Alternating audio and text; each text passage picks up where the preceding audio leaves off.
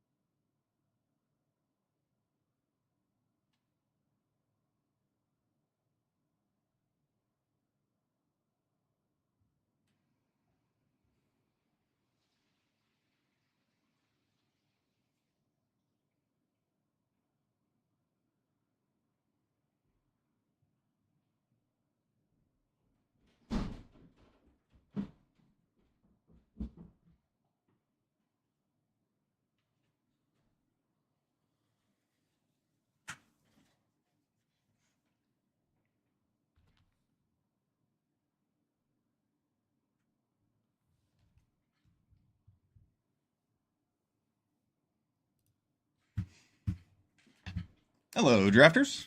I'm Felonyus. Thanks for being here. We're going to do some cube draft today. Hello, drafters. I'm Felonyus. Let's hop right into it. Eventually, we'll rank up into Mythic and play some Premier Draft. But for now, we're going to cube because I love cube. Into Mythic and play some Premier Draft. But for now, we're going to cube because I love. Give me a like and a subscribe if you haven't already. And let's see how much fun we can have with these sets before Foundations comes out. And let's see how much fun we can have with these sets before Foundations comes out. And let's see how much fun we can have with these sets before Foundations. Yeah, shit. I stopped it. Goodbye, Echo.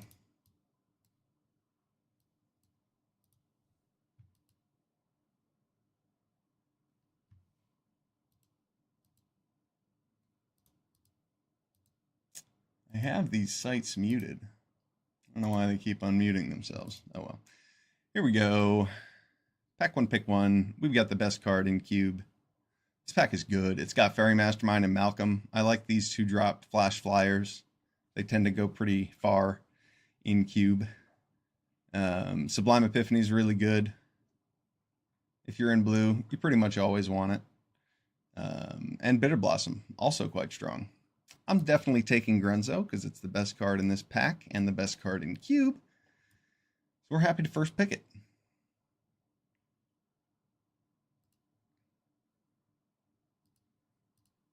Look at these ramp cards. Yeah, I'm interested in taking some ramp pieces just to get up into the Grunzo territory faster, I think.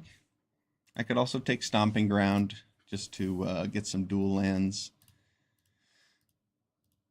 There's a Bone Horde Dracosaur in this pack. There's Avacyn's Pilgrim.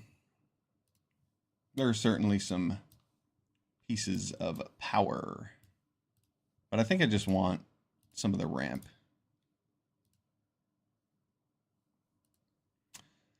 Let's see.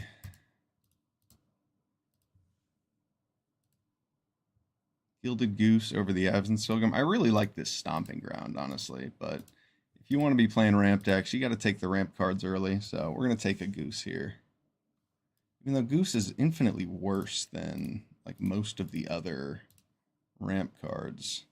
Yeah, I think I'm gonna take Avacyn's Pilgrim. This only like ramps up once. You don't get to make enough foods. Sometimes Gilded Goose wheels too. Even though this doesn't tap for black or red mana, that's okay. We'll figure that out with our dual lands. All right, pick 3. Not a whole lot in this pack that excites me. I like a dual land. I like another dual land.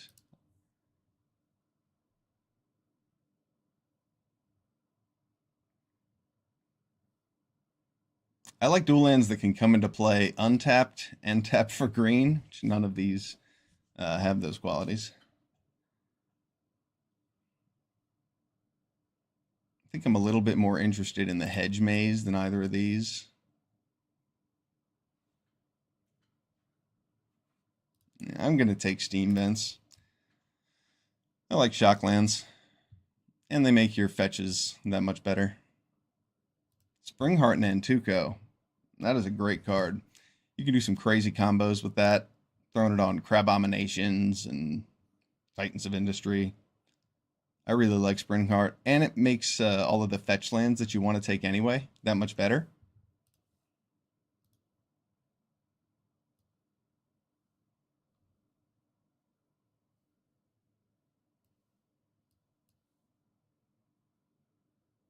I also see a dual land here, but I'm going to take the Nantuko. Maybe we wheel Titan of Industry. It doesn't tend to go that fast in pack 1. Impetuous Lootmonger. That's a pretty good card. I also see this Zagoth Triome that looks pretty tasty.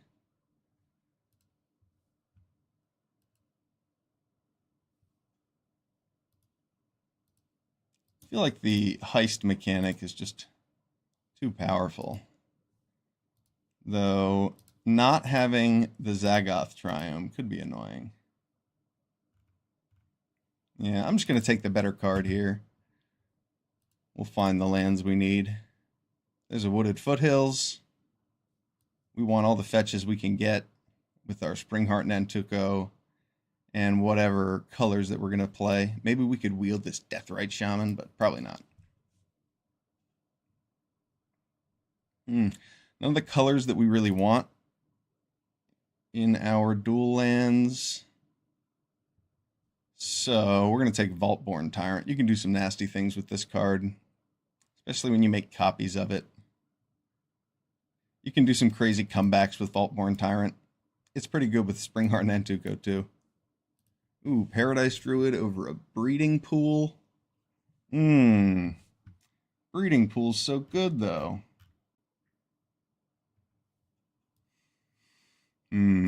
I think I need to take the Paradise Druid.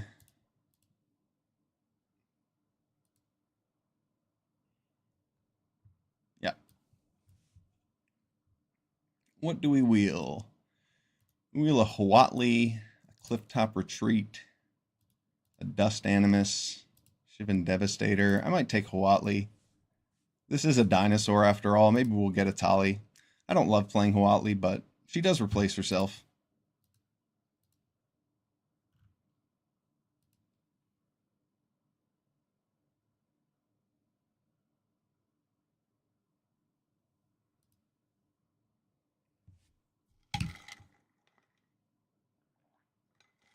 Alchemy is a terrible format. Alchemy is the worst. Well, that's coming from someone who doesn't play it anymore. I played Alchemy Standard when it first came out, and I had fun with it because I was playing. That was like Streets of New Capenna. Oh man, tough choice here. I think I might actually take the Stomping Ground over the Gilded Goose, just because Gilded Goose only taps for your mana so much. I probably don't need Stomping Ground that much. Gilded Goose is good enough. It's a 1-drop. It ramps. I gotta take it. Rootbound Crag over that Ulvenwald Oddity. Yeah, totally. We don't need the Oddity. Oh, look at that. Wheeling Titan of Industry, as we'd hoped. Wheeling Innkeeper's Talent or Explore. Probably Explore. Sure, Innkeeper's Talent is fine, but it doesn't do what we want, really. We're going to take Explore.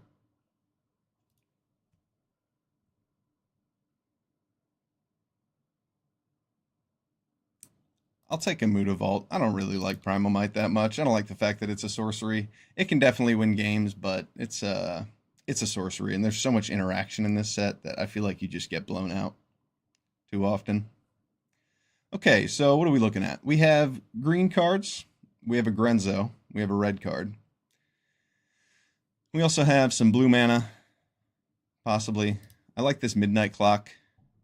I like Midnight Clock a little bit more than most of these other cards. There is Zealous Conscripts, and that card can be pretty sweet.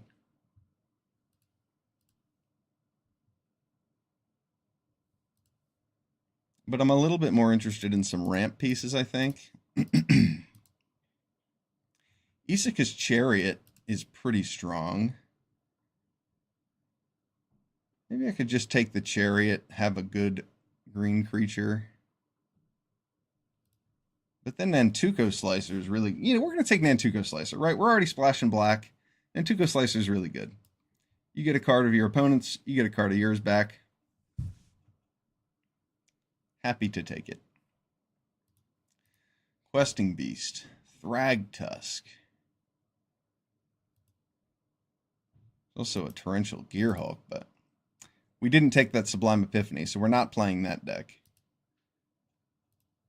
Questing Beast intrigues me.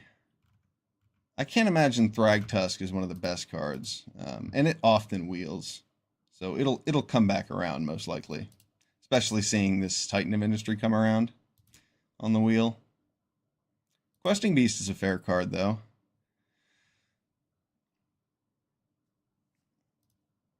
I don't love Wormcoil Engine.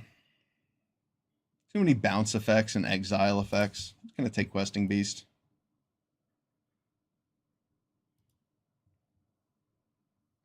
See this Gix? I like Gix, but I don't think we're necessarily a Gix deck. I do like this Misty Rainforest, though. Bristly Bill is pretty strong. But I want this Misty Rainforest. There's also a Guardian Idol in here, but we're going to take the Misty. I'm sad that I don't have that Stomping Grounds, but I took this Gilded Goose over it. Maybe we can get one of the tapped red-green lands to search for with those. Utopia Sprawl. There's also a Trumpeting Carnosaur and an Overlord and a Burn Down the House. I'm just going to take Utopia Sprawl. Take all the ramp pieces I can get. And I'll cash in with the big creatures whenever they get passed to me.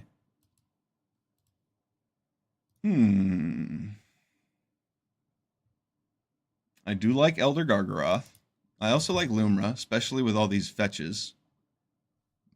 The feckin' Green Shell is also quite strong. But I don't have a ton of creatures with higher toughness than power.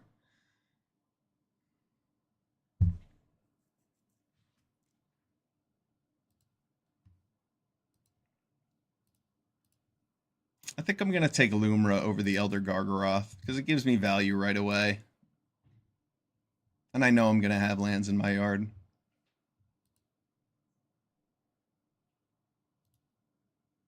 Tarmogoyf or a Bristlebud Farmer. This Bristlebud Farmer is passable. There's also a Meticulous Archive in case I want to be able to splash white. I could take Glorybringer or Detective's Phoenix. We're playing kind of a red-green deck.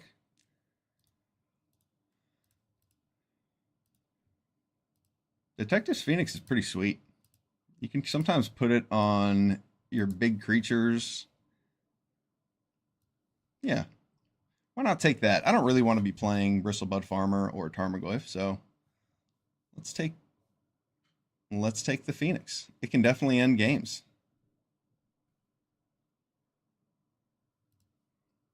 A dual land here I like. There's also an Insidious Fungus, but I'm just going to take this dual land because we don't have any black splashes yet.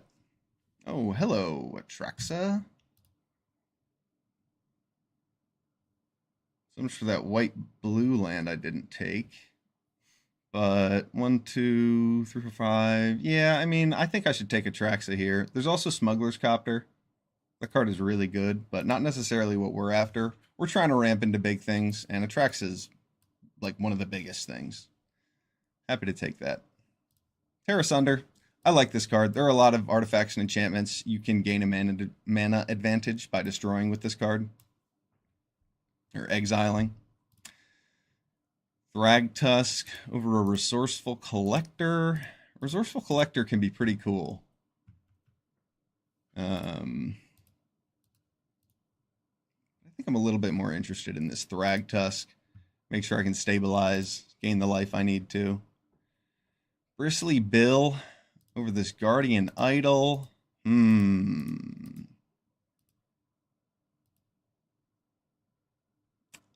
I do have the fetches. I'm going to take this Bristly Bill. I think that'll be cool. Copperline Gorge is a welcome pickup. Lotus Cobra. Excellent wheel. That's awesome.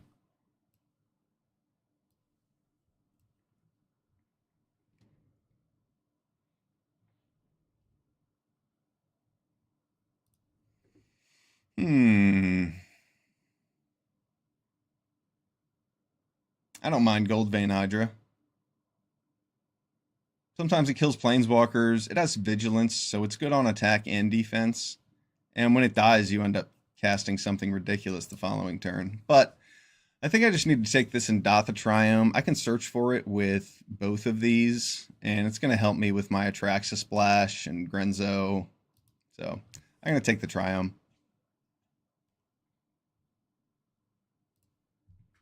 Blood Crypt, looking pretty nice here. Over a Fabled Passage. I guess Fabled Passage is going to be pretty good. Yeah, I'm going to get Fabled Passage, I think. Can I wheel this? Which one can I wheel is the question.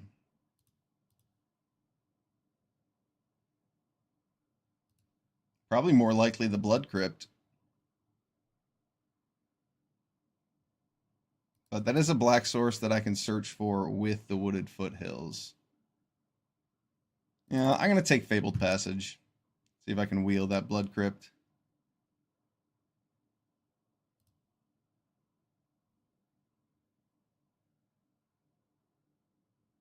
Alright, so I need like 3 more playables.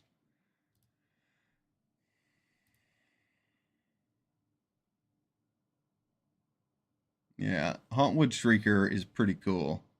I do like a Forsaken Crossroads. I like an Isolated Chapel.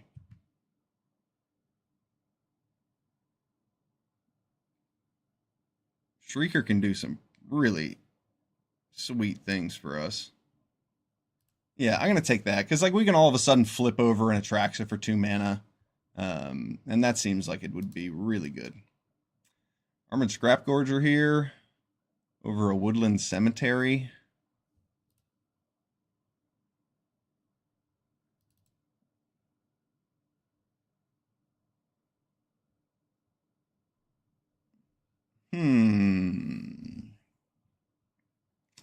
Blossoming Tortoise doesn't excite me a ton.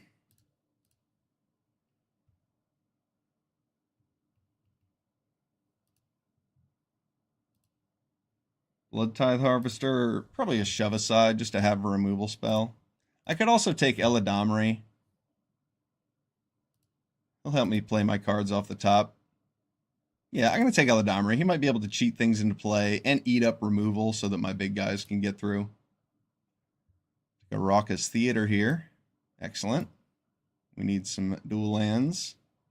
Ooh, a Birds of Paradise. Give me that bop. The B-O-P. A Hallowed Fountain for our Atraxa. That's kind of weird. Once Upon a Time. Once Upon a Time is going to help increase our consistency by a lot. Ugh. But Hallowed Fountain helps us splash. I'm going to take Once Upon a Time.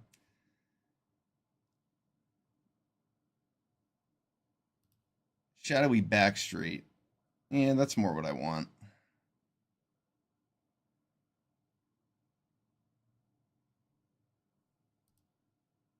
Over this Forceful Cultivator. Yes. Oh, all right, we wield a Restless Vine Stalk. All right, we have enough black on the splash. We need blue. Perfect.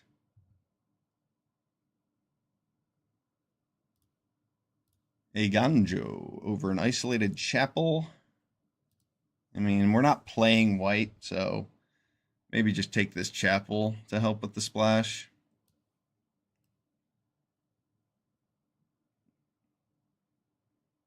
I probably won't play the chapel if Atraxa is really the only white card that we're playing for. I could splash for this Showdown of the Scalds. No, I've got Kogla and Yadaro. Look at that. Look at that wheel. That card's awesome. Excellent in the ramp deck. We'll have a few more cuts to make, but I do like the way this deck looks.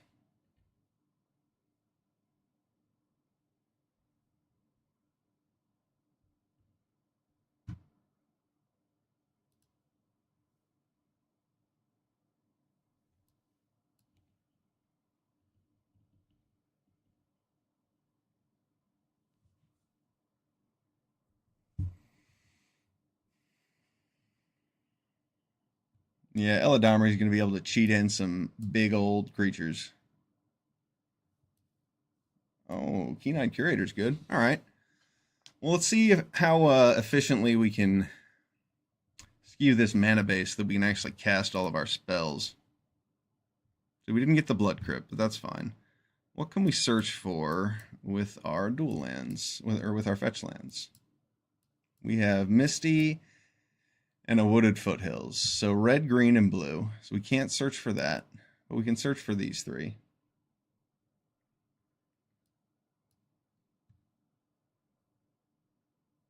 Copperline Gorge is turn 1 green mana. We're cool with the Rootbound Crag. I don't want to play this Mutavault.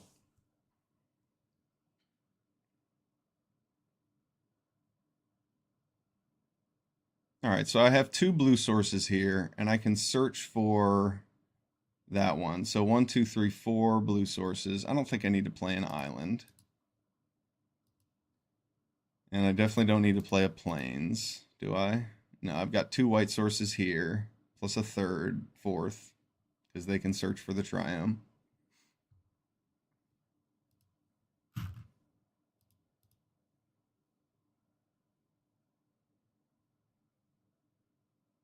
I would like a mountain. I have 3, let's see, 3, 4, 5 black sources.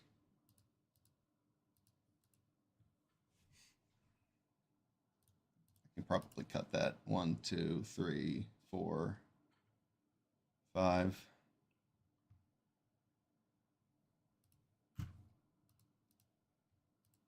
Fabled Passage only gets green and red now.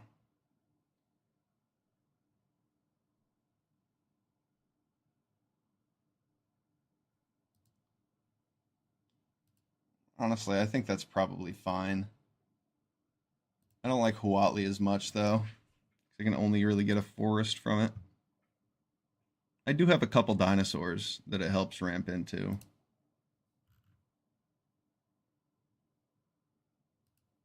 But I don't really like Huatli. I don't think she's all that good. She fills a role, but I don't think she will for us.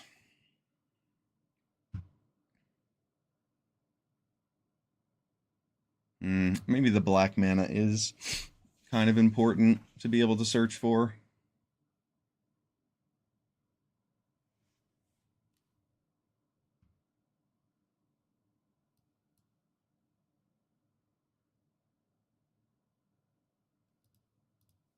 Five, six, 7, 8 turn 1 green sources. I don't think that's enough. I want 9.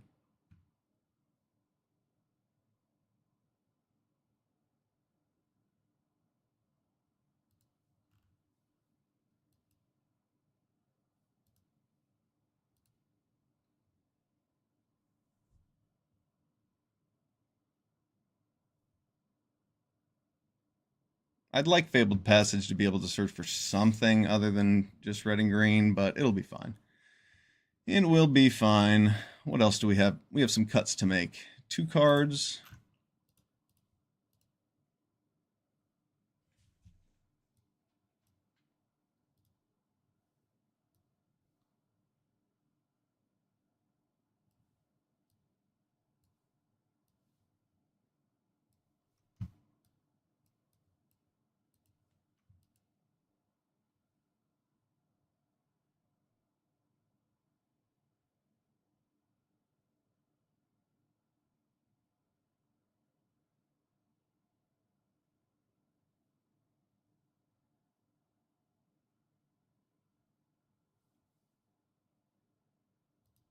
I guess Detective's Phoenix doesn't fit this deck that well. It's a good card, but we don't need it. It's going to be better than an aggro deck. Doesn't really fit our theme.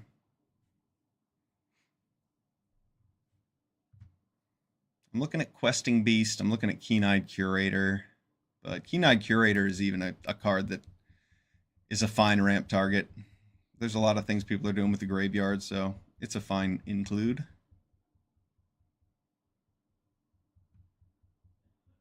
One cut to make. I'm thinking the Vaultborn Tyrant.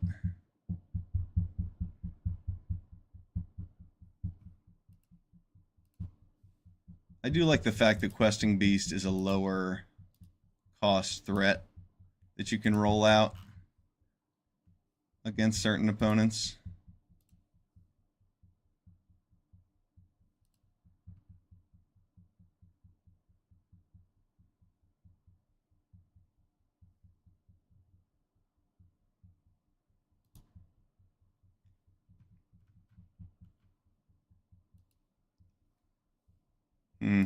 Maybe I can just cut the Hauntwood Shrieker and forget about having to attack and manifest with that.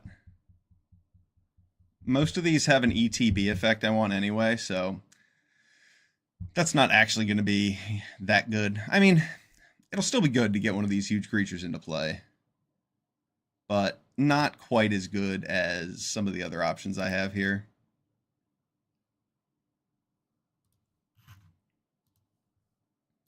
All right, I think this is the deck. Let me just take one more glance at it. Let's see, well, 1, 2, 3, 4, 5, 6 different ways to tap for any color of mana. Yeah, and I have all the sources that I need. I don't want to muck up the mana base by adding anything else for Fabled Passage. I think that would be unwise, because we just want to play forests and play 1-drops every game.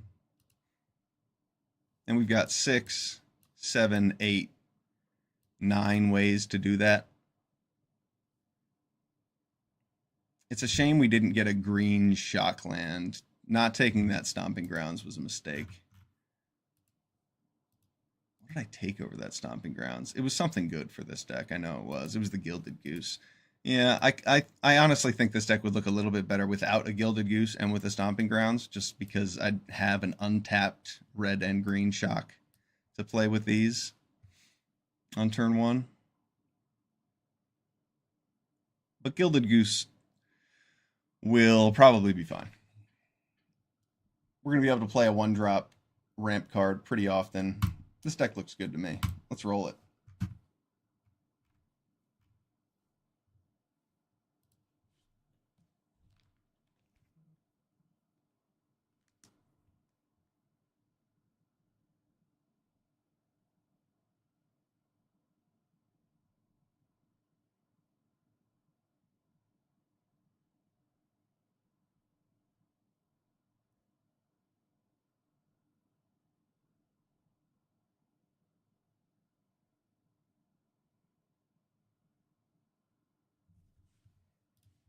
What a great hand. We got a couple fetches. We have a Birds of Paradise. Can we top deck a Lotus Cobra? Oh, look at this. Removal. Well played, opponent. All right, all right. We'll get out one of these and search for an Indatha Triome, I believe.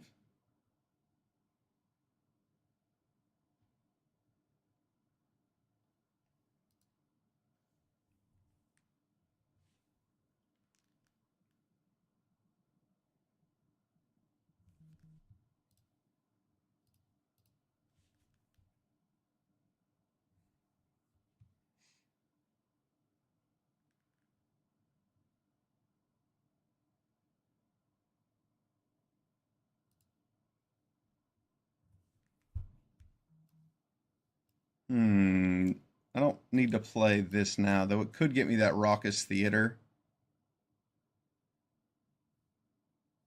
I'm not going to save it. I want to get that Surveil. I think there's a good chance I'm just going to play Questing Beast next turn, but I really want that black-red dual land.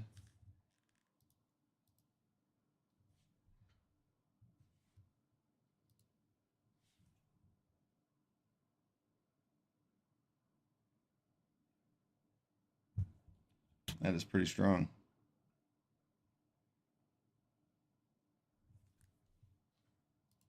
It's much stronger when you don't have to spend mana for it.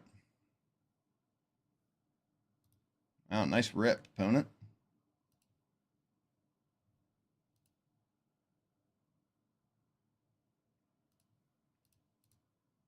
We'll get our Raucous Theater here. Try to set up our next draw.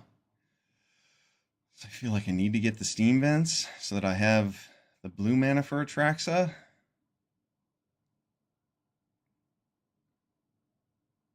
I guess that is a little bit more important, isn't it?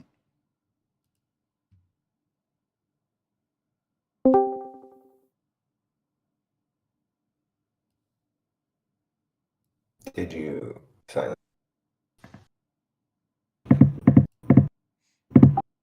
Questing Beast applies some pressure. On turn 6, we have Lumra, 7, Vaultborn Tyrant. We might not have anything to play next turn, but we'll have to live with that.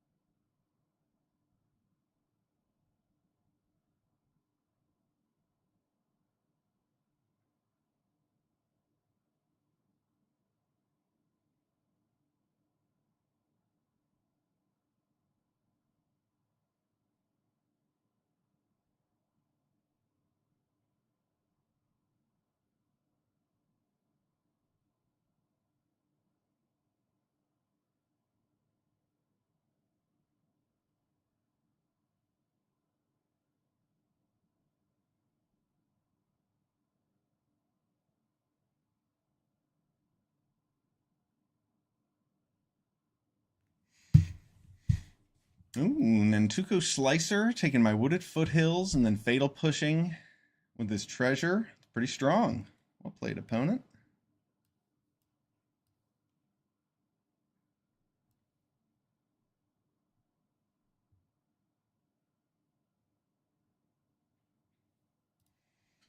Yeah, I think it would be silly not to take Grenzo here.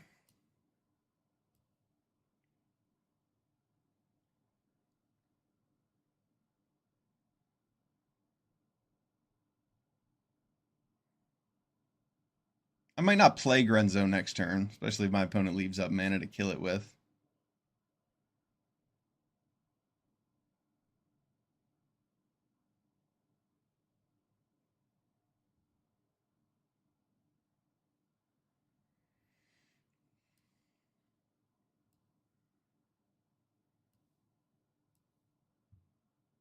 Let's play Grenzo.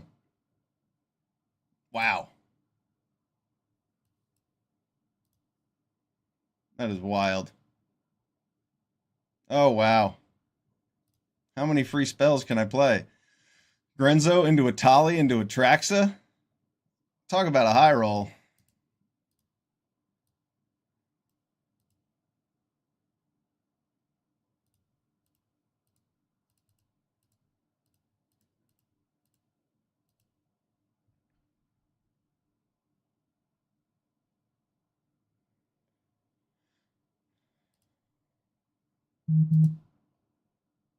Nice.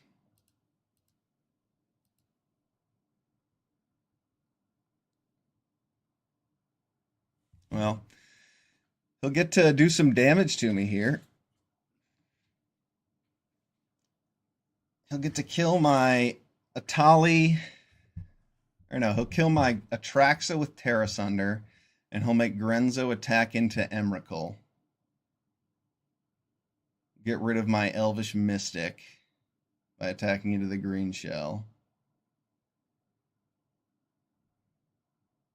But he has Terra Sunder. to kill one of the creatures, and then he can attack the other into Emrakul.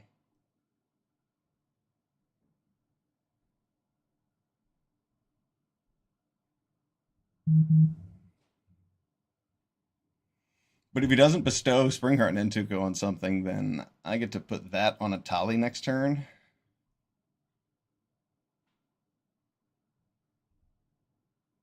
Oh, he's going to trade off Grenzo with the green shell? Oh, that's pretty smart. Leave me with nothing at all.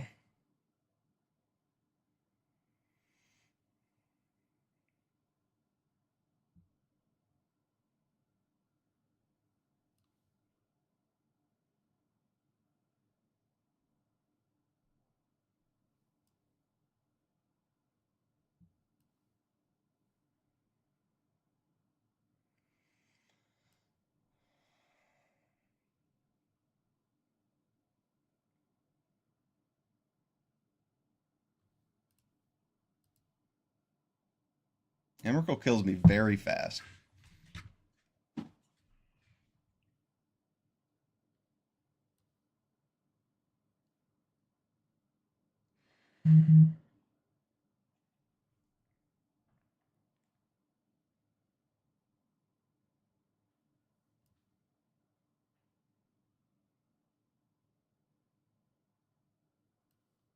All right, this is what I have to do. I have to Primeval Titan to get some lands.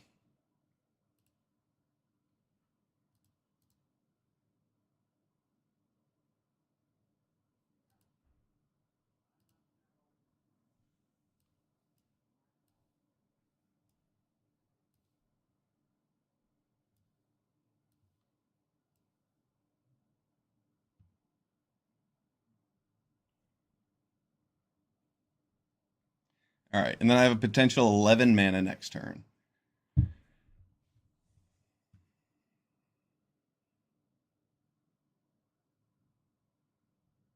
I guess if I get another turn. No, I won't get another turn. He's just going to copy his removal spell and attack me for... Oh, no, it has hexproof. We're good. Clean. I'm not dead yet.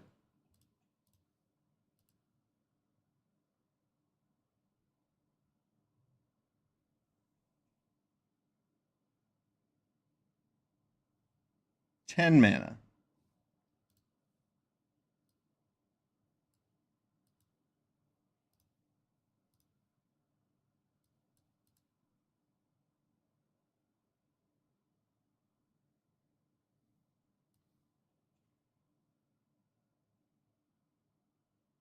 All right, Vaultborn Tyrant doesn't gain me enough life, does it?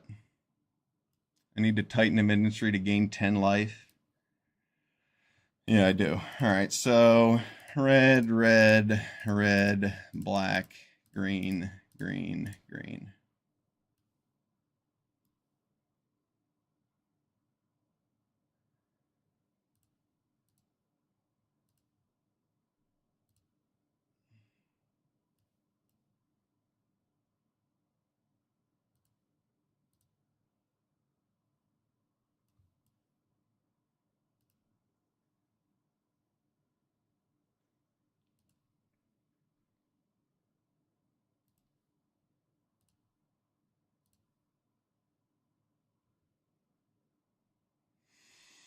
Well, we got blockers now.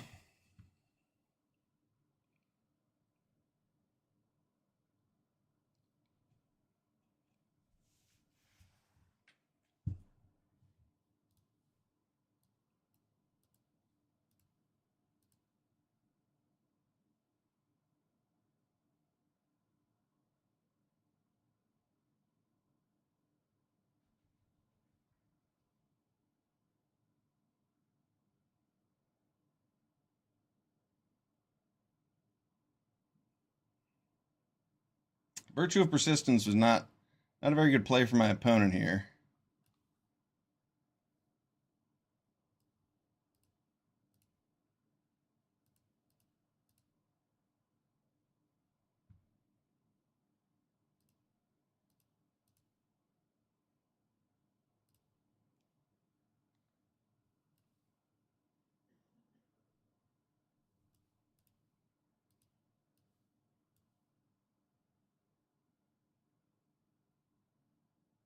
Ooh, we get 3 of them. All right, so 1 is gonna destroy this and gain me life.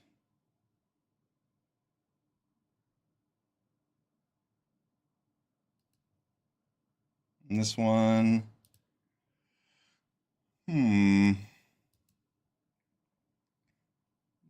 I guess I'll gain some more life and put a shield counter on this.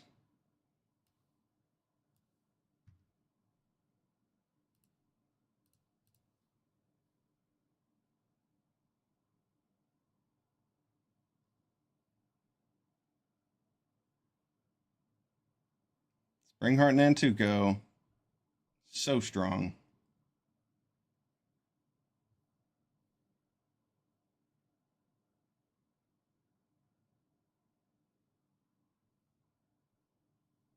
I don't want to draw too many cards.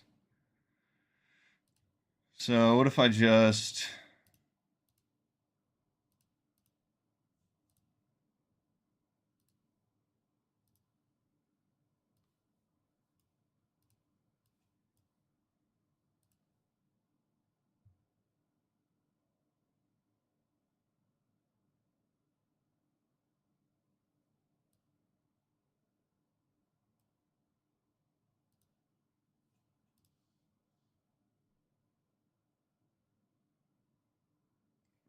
Wait, go back. Can I go back?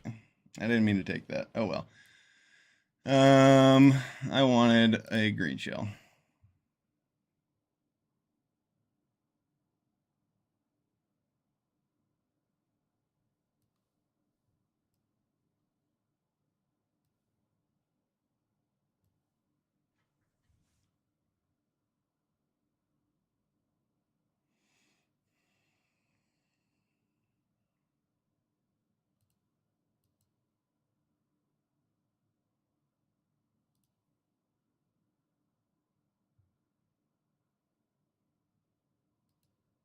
Oh yeah.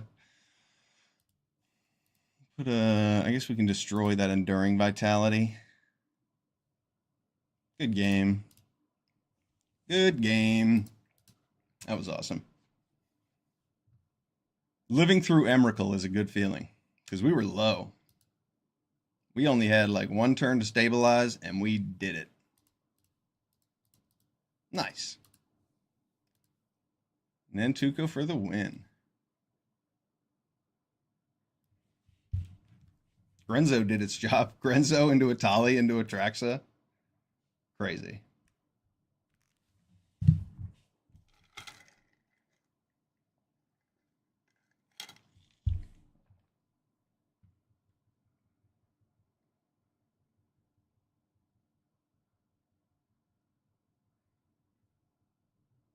This is a good hand.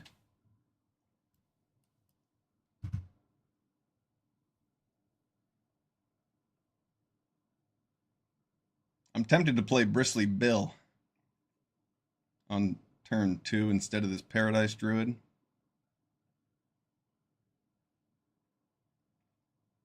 Well, not anymore. No, I'm definitely going to play this Paradise Druid. Oh, once upon a time, a turn 2 late. That would have been nice to cast for free.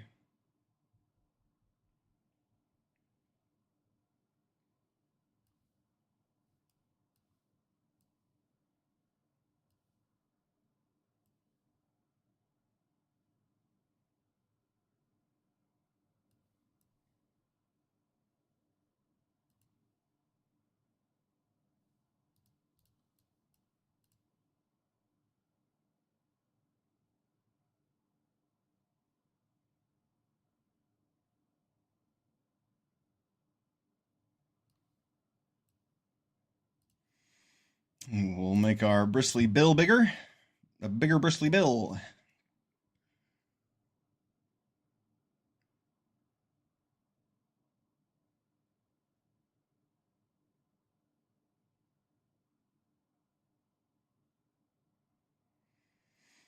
Possibly. Is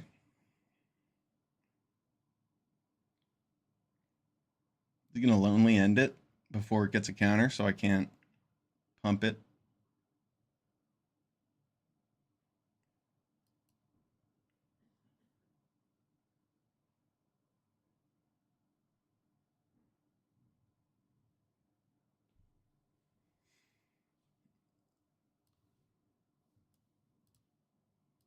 You know, just because I can, I'm going to kill this. I'll be putting a lot of pressure on my opponent.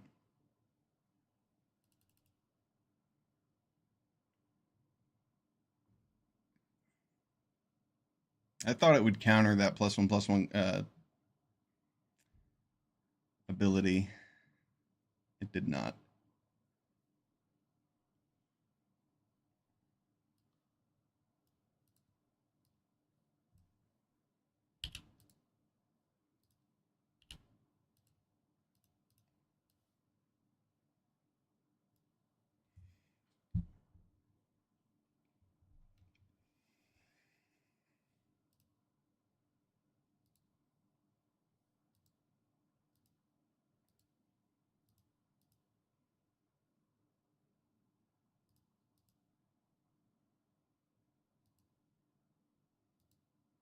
I kind of wanted to land, but there's Grenzo here.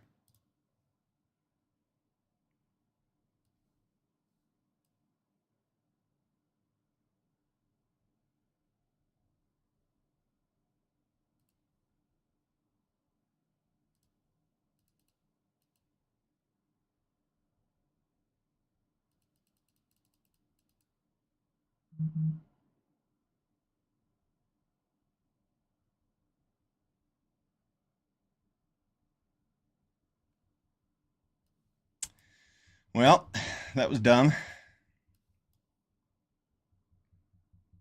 I should not have gotten rid of my Terra Sunder on that Tishana's Tidebinder. Enduring Curiosity, coming out of a wooded foothills for the second blue source. Well played, opponent. It was unexpected. Now what?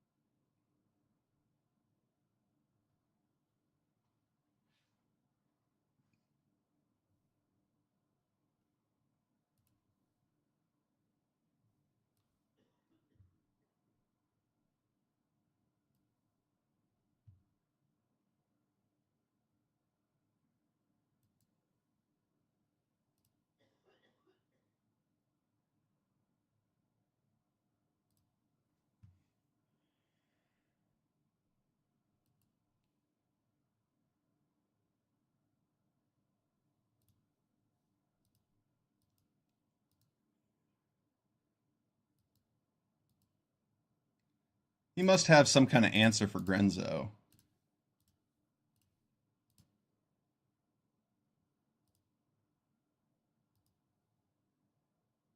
So let's just play Atraxa. Let's play Atraxa, fill our hand. Good game. Eladamri, Corvic Doll. Turns out 1 mana to put a creature into play is pretty strong.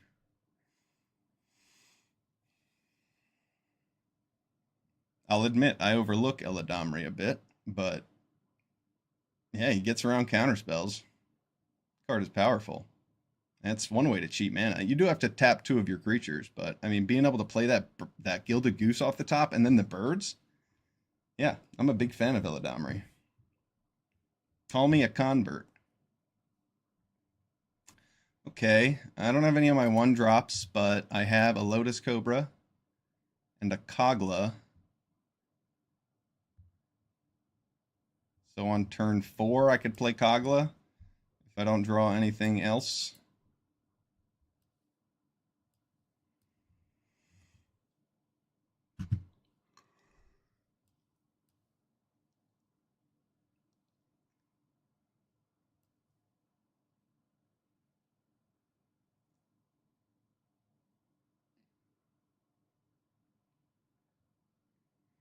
Springheart Nantuko on the Lotus Cobra.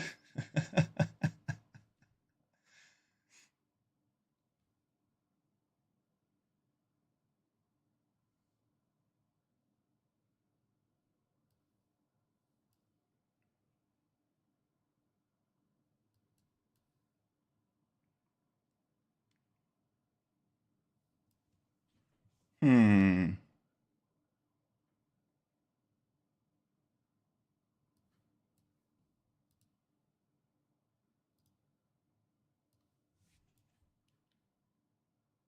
Oh, it stacked my triggers automatically?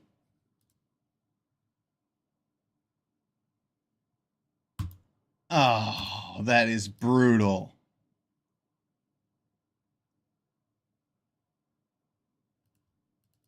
Oh, that sucks.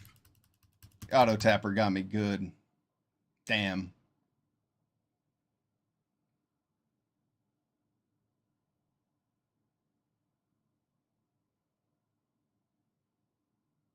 And the auto triggerer. Triggerer. I wanted to add the mana and then pay to make another Lotus Cobra. Annoying.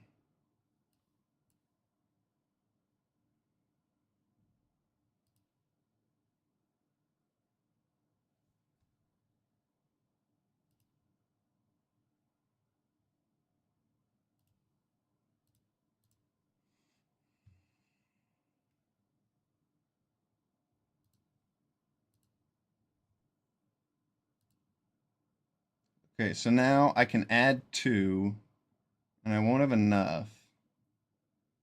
So, yeah, I'll just pay blue and a green. Add green. Add green. Then, if I play in Dotha Trine. Oh, no, I can't. Oh, yeah, I already played a land.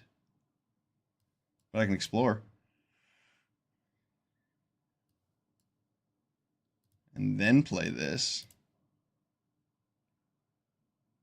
And it auto triggered it again on me. What the hell?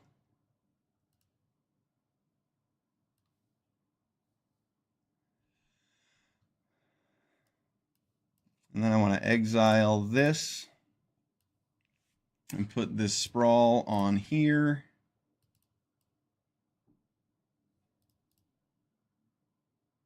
And I want it to tap for black.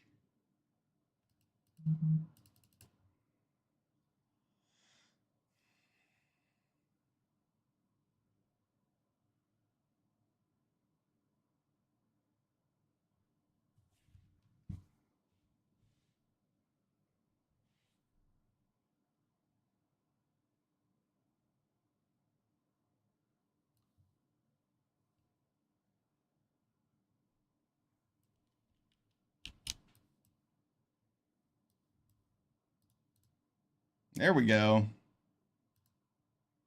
We did it this time.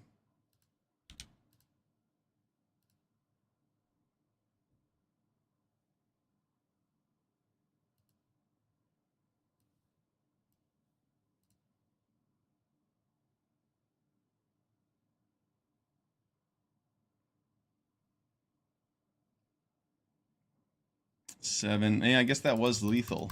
So, yeah. Trample and haste. Good game. We made an outrageous number of Lotus Cobras there. Did we have 4 Lotus Cobras? That was sweet. Springheart Nantuko. The card's awesome. And we have 3 fetchy lands in this deck.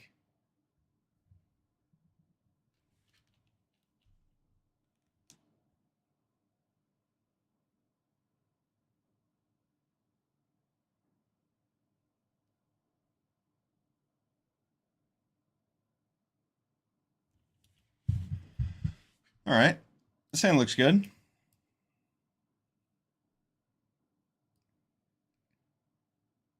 I have a turn 2 Scrap Gorger.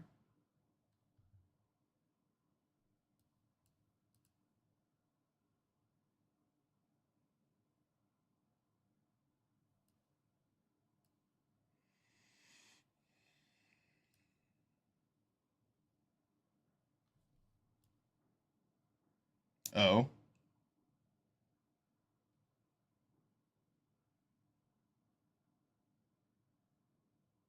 Probably takes my 2-drop.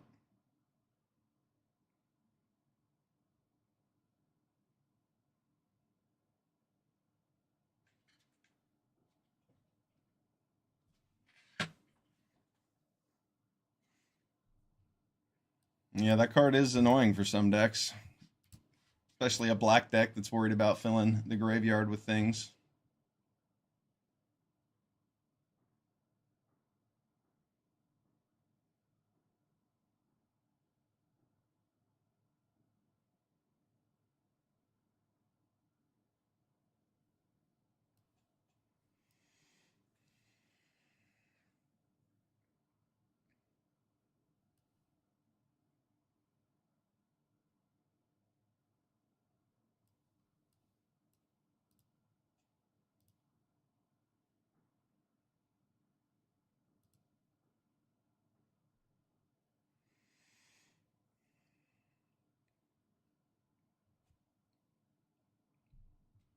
Well, at least he doesn't get to fix his hand.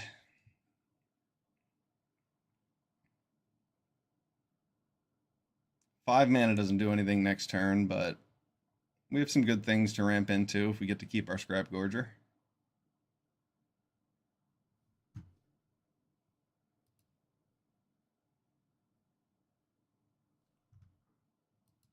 We will not get to keep our Scrap Gorger. We might die before we get to cast any of these spells.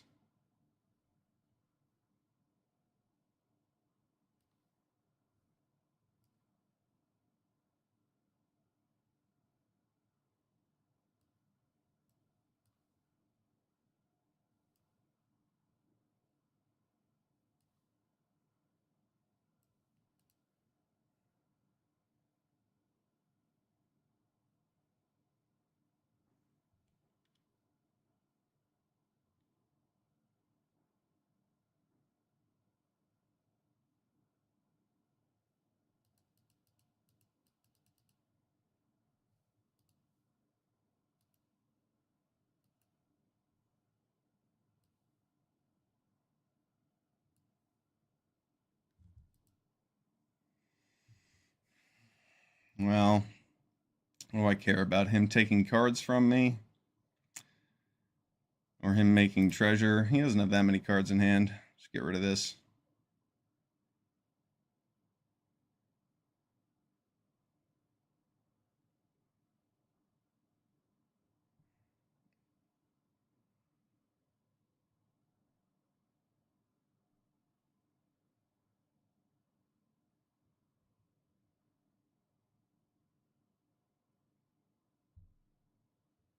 Wow. What a curve out from our opponent.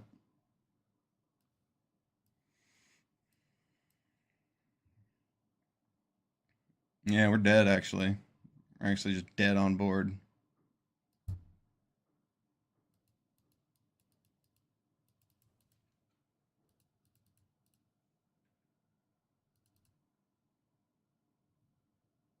He did not want to finish us off, I guess. I'm going to give us another turn.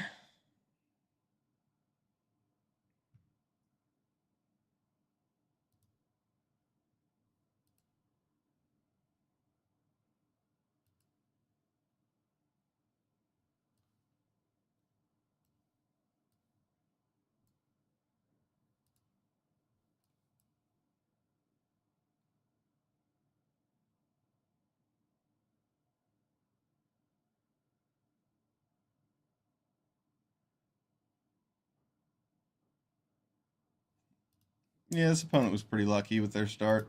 Getting to take out my Scrap Gorger. Keep me from playing anything. They produced a lot of power. They took out both of my 2-drops, so what can you do?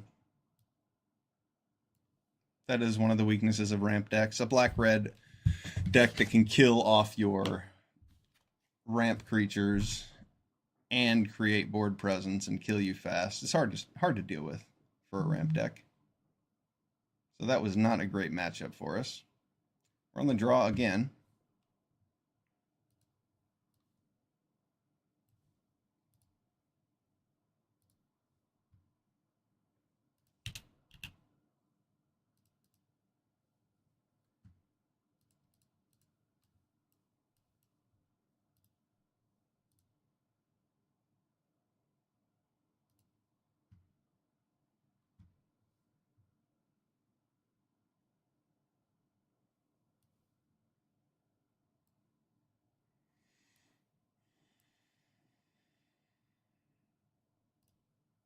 Really wish I had another land to draw with that Explore. I could have done some cool ramping last turn. But just playing Explore there and not drawing a land would have been pretty brutal.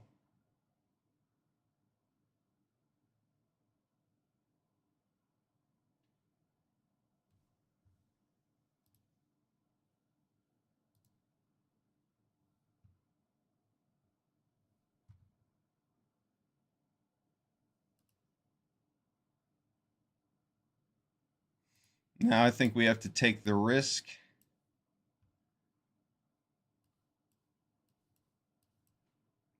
Yeah, if the top card, it had to be the next card. At least the chances were really high. That's why I took the risk. I didn't take the risk before because I didn't have as high chances.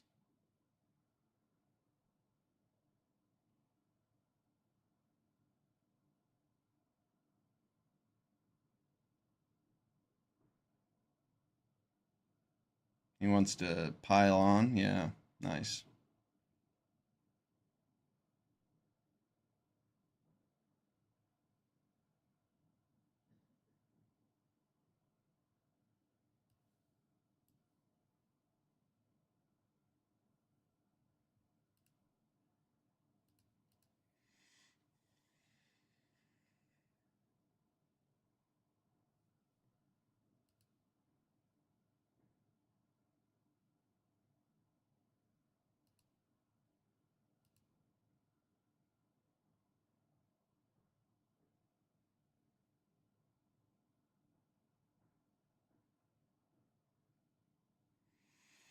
I have Terrace Under, but I don't want to use it yet.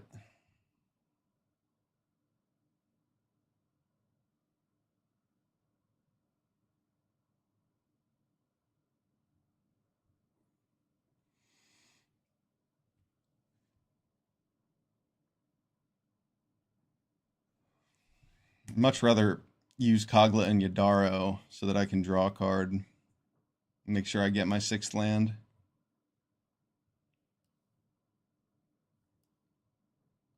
Well, now my 6th land doesn't matter nearly as much, so I'll exile this.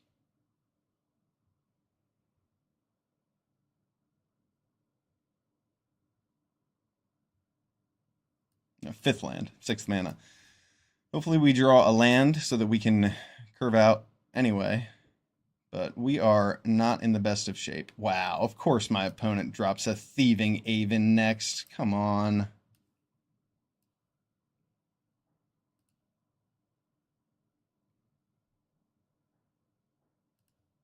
Yeah, that's game over. Oh, maybe not. My opponent tapped out.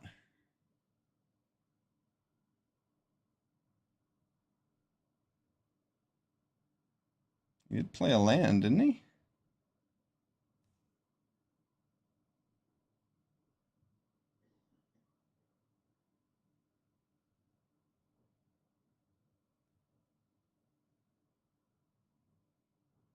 I probably drew a Fatal Push or something to kill birds.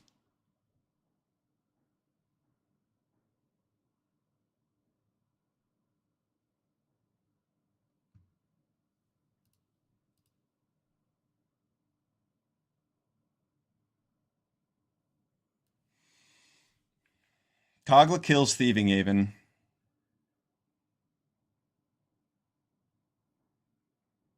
I need to kill Thieving Aven.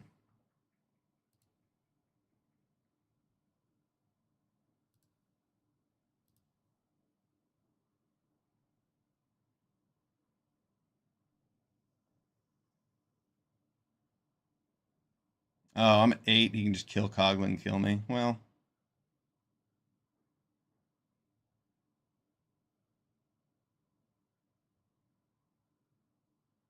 I guess I had to high roll with Grenzo there instead. That would have been better.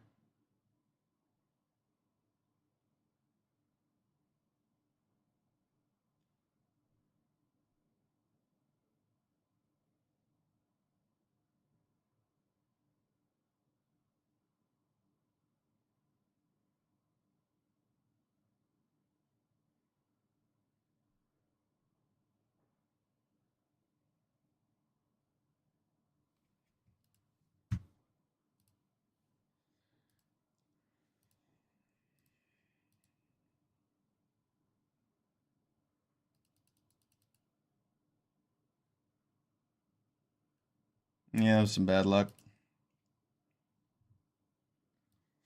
I should have just Grenzo'd there to see what I could get from my opponent instead of coggling. I didn't realize that I was at risk of death the next turn just from the crackback. Whoops. That was a mistake.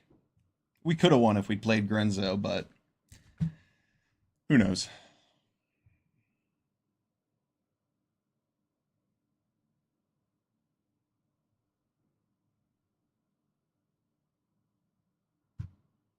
Sounds okay.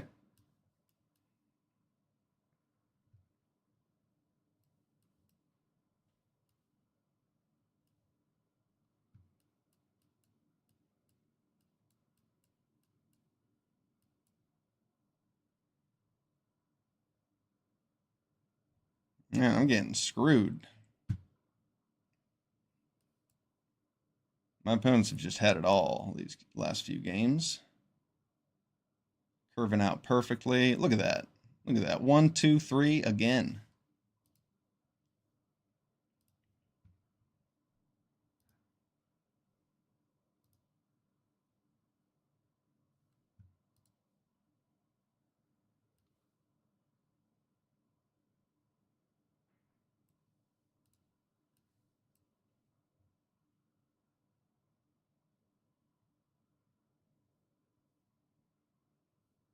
I'm afraid of my opponent reanimating something.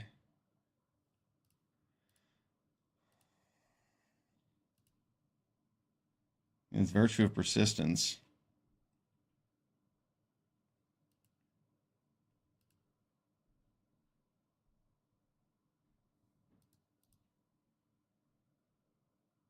Sheoldred does seem powerful.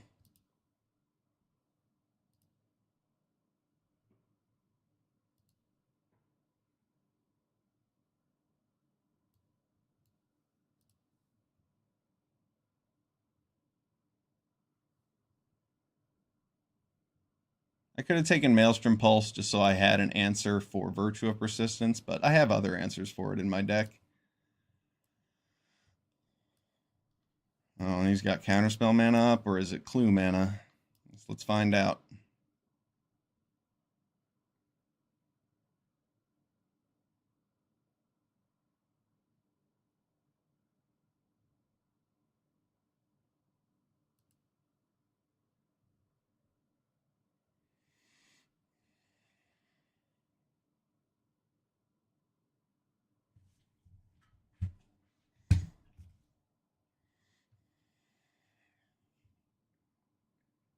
Lootmonger made a treasure too, which is nice.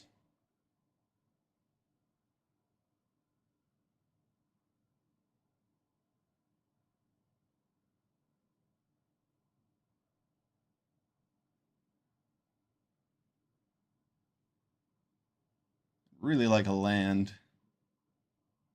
Damn.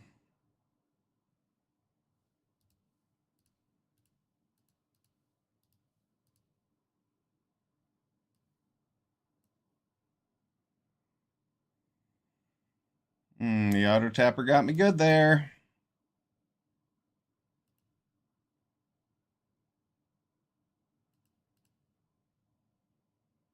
I could have played Gilded Juice and Birds of Paradise had it tapped my Steam vents. Oh, the auto tapper sucks.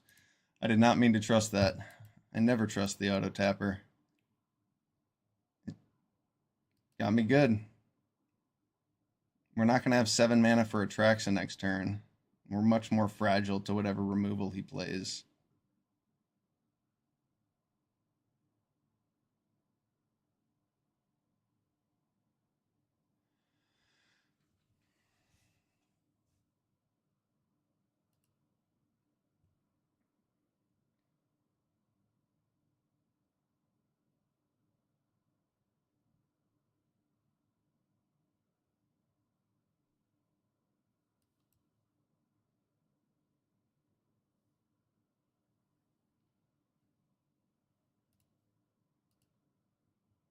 I could just take Lumra back.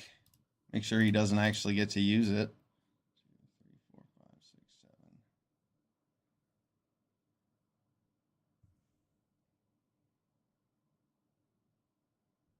Do I care so much about Loomer, though? I think I'd rather just play this Grenzo. Oh, what a joke.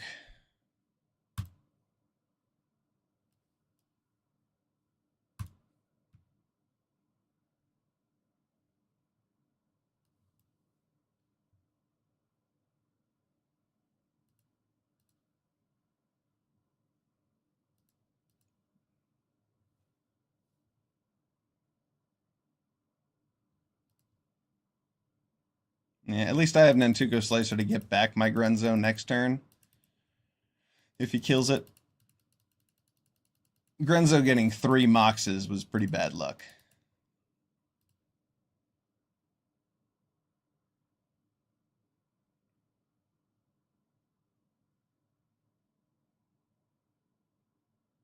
Oh, he's searching for answers.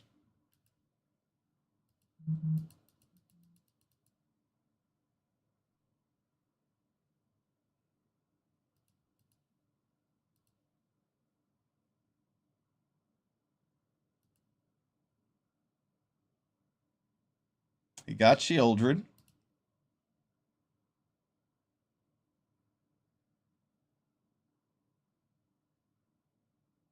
Did he get a Time Walk?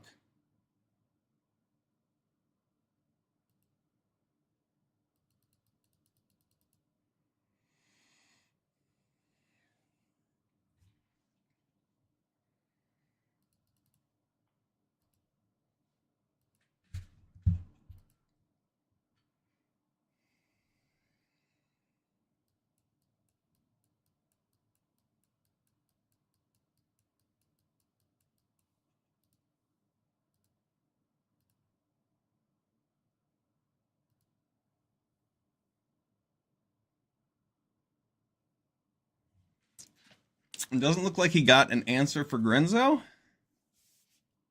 He's going to draw another card. We'll see. He still has, what, 4 mana? It's plenty to kill Grenzo with.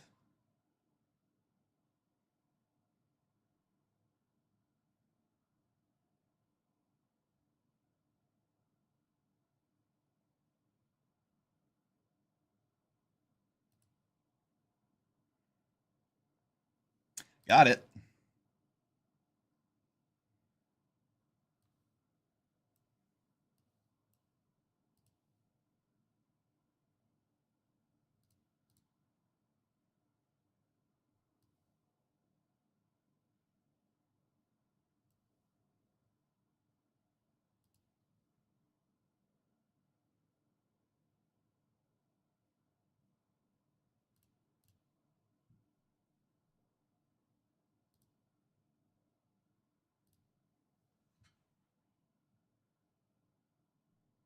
We get to double Time Walk now.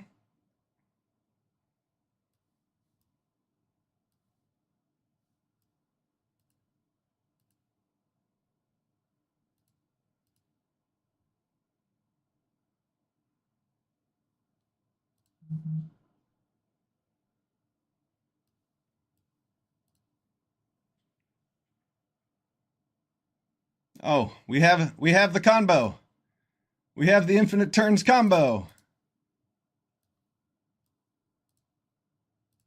Oh no, it's only if you cast it. Oh yeah, totally. We have Time Walk in our graveyard.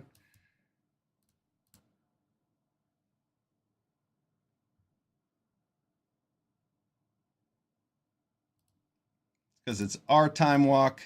We can get it back with this copy of Nantuko Slicer and take infinite turns. Oh, he's gonna blow it up.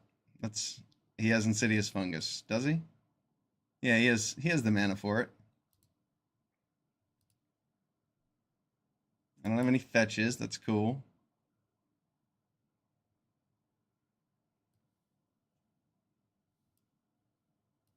Now he's tapped out, so I can play Atraxa.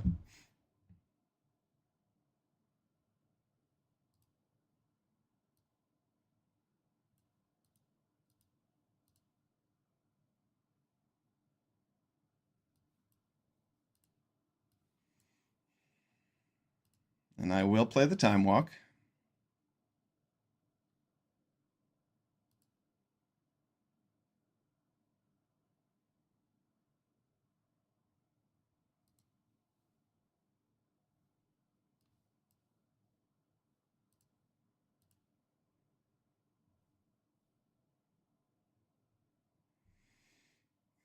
Under its owner's control, we don't want to do that. Can we just get that Lumra to die, possibly?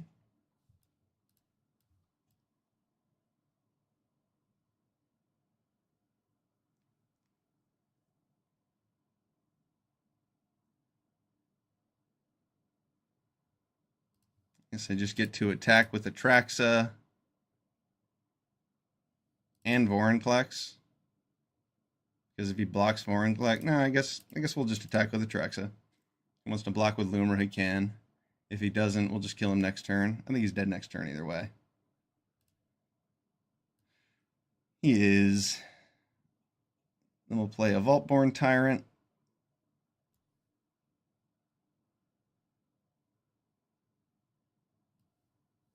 And I have the mana to play a Paradise Druid, it looks like.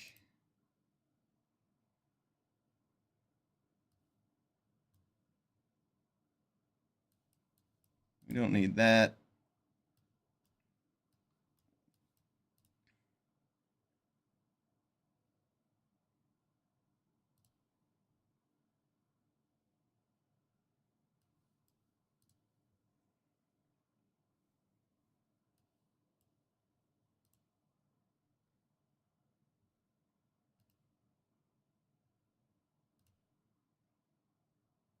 We'll fight the Tireless Tracker. Clear the way. Good game. That was sweet. How many turns in a row did we just take? 1, 2, 3, 4? Let's see, we took the first turn, and then we time walked. And then we copied the time walk. And then we played another time walk. So we took 4 turns in a row. Pretty sweet. Oh, and then we copied it again with this, so 5 turns in a row. Wild.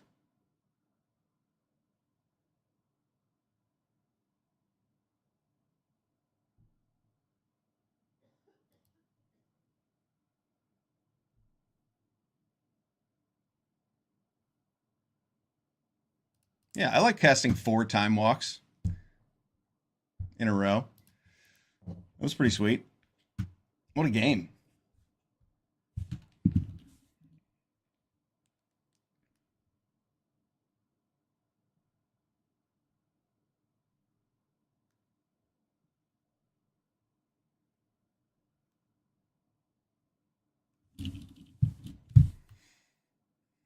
This is a fine hand. We have cheap creatures, something we don't have a ton of in this deck, so happy to see him. Well, I'm sorry, we have a ton of those, but most of the hands we've been looking at are a bunch of 6-drops and like only a couple cheap creatures. So I'm happy to see these.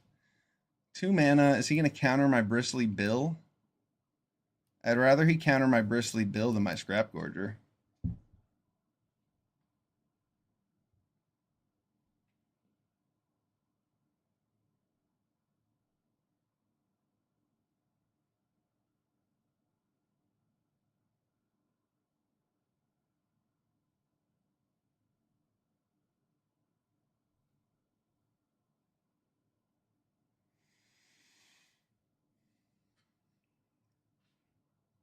If he leaves up mana, I'll play the Scrap Gorger. If he taps out, I'll play the Eladamri.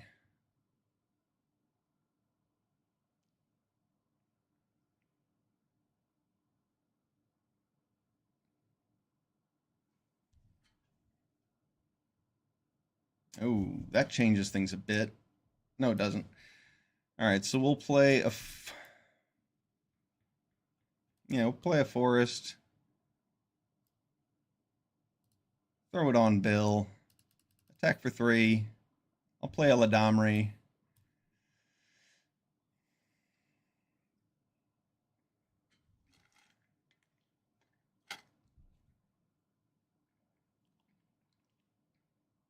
And if he doesn't have an answer for Eladamri in his green-blue deck, well,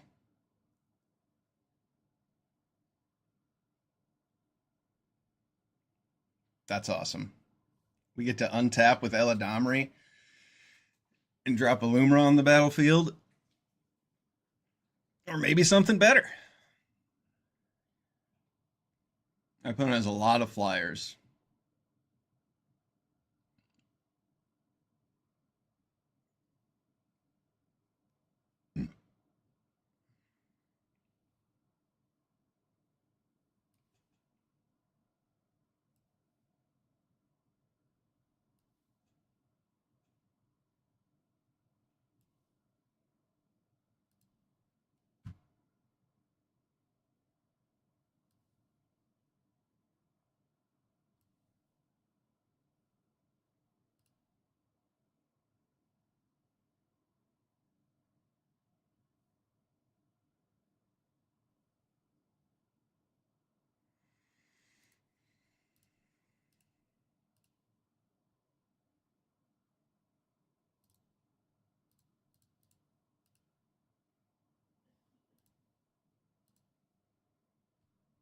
All right, Lumra, give me a couple lands. Just one? Oh, well.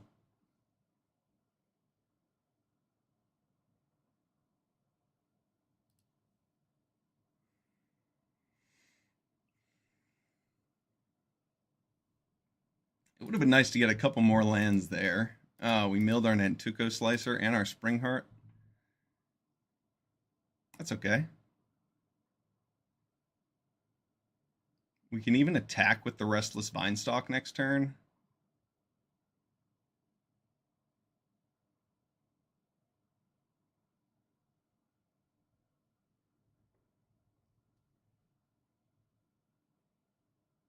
Probably be more inclined to spend mana, though. We have 7 mana to spend.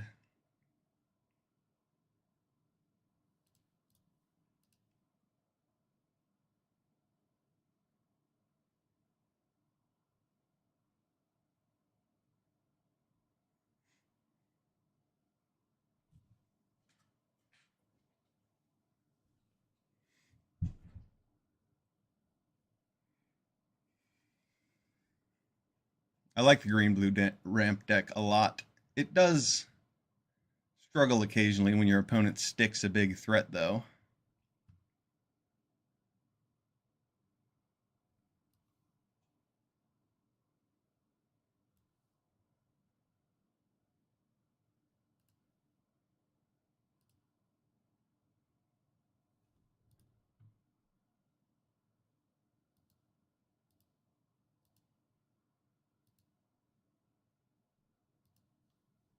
Chromehost Seed Shark is a blocker. Gitrog is big. Let's see, 1, 2, 3, 4, 5. He doesn't have lethal in the air next turn, so I'm going to take Gitrog, I think. So I can actually cast it.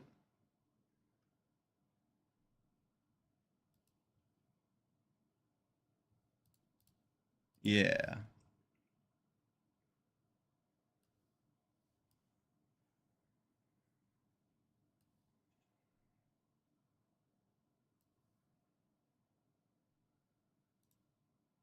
I get to gain life. I just draw cards.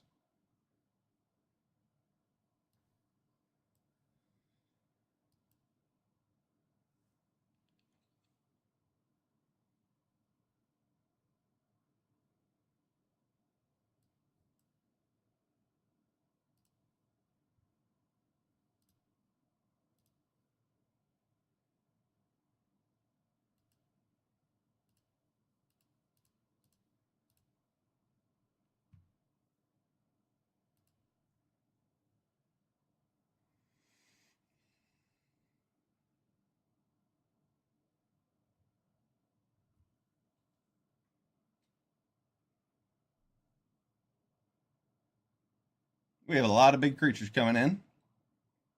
Some trample. Loomer having vigilance is pretty sweet.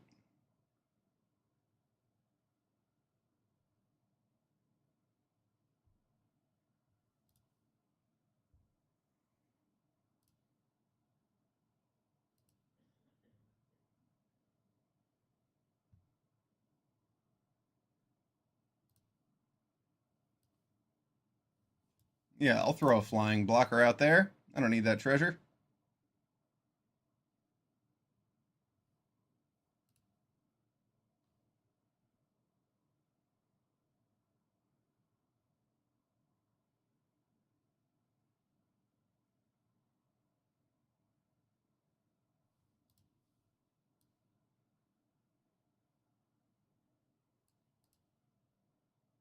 You can almost reanimate a Primeval Titan.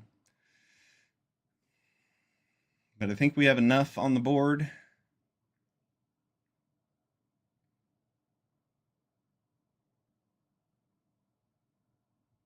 He's going to make his own Lumra. That's cool. It's a lot of lands to get back.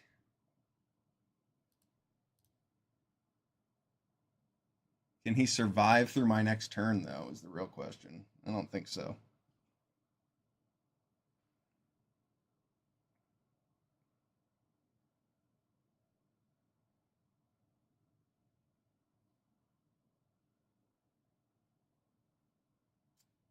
Yeah, that's a pretty good one.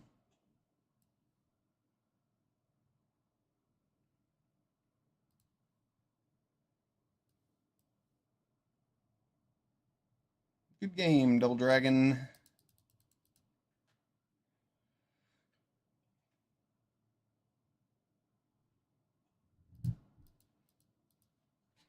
Five and two.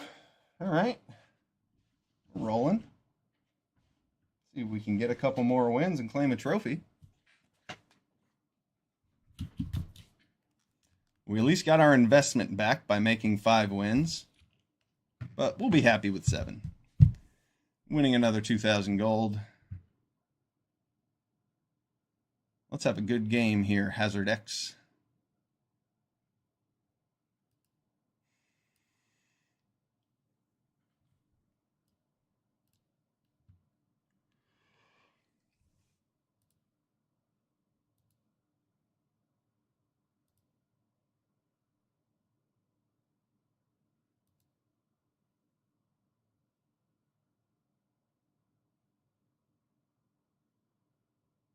The rest go on the bottom, but I have a lot of ways to shuffle. I just want that land.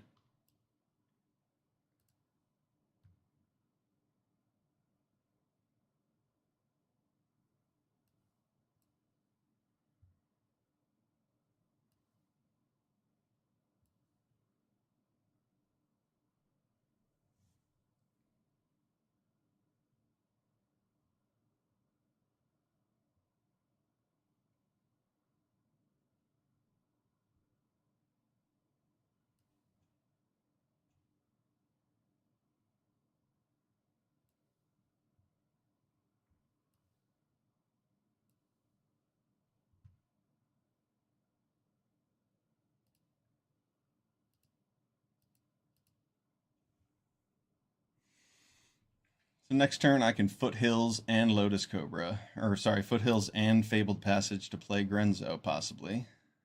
Looks like he is planning to counter whatever I cast, so I'll just let that slide. Play Restless Vinestalk.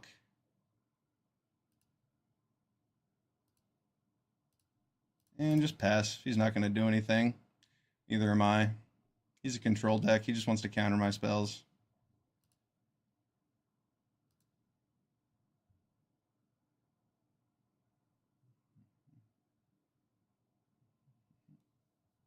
So I can produce 9 mana.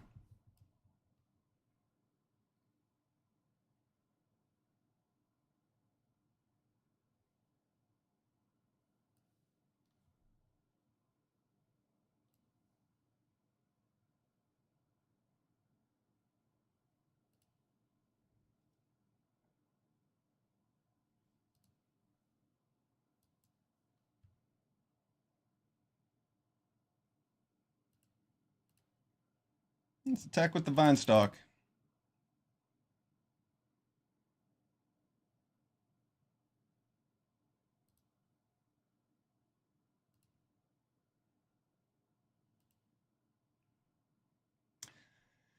If our opponent's just keeping up mana to counter our spells with, then we'll attack with Manlands. Ooh, that's a pretty nice card to play. Uh-oh.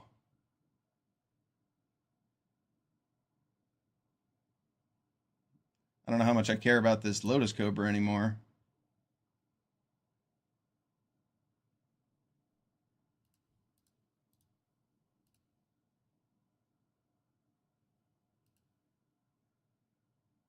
Just let our opponent draw one card there instead of two. Yeah, that is a good flash card. Oh, nice. Our opponent untaps, and we get to play a Grenzo next turn.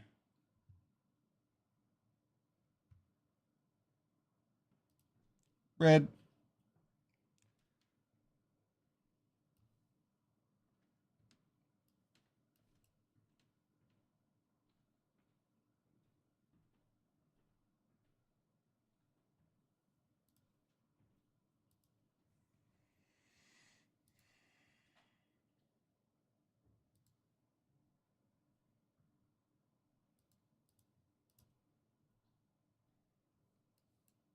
Guess I'll cash.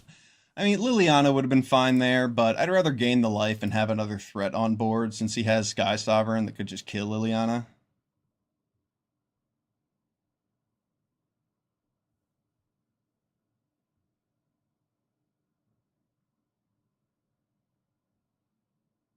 I can shock this Steam Vents out next turn to attack with a bunch of things.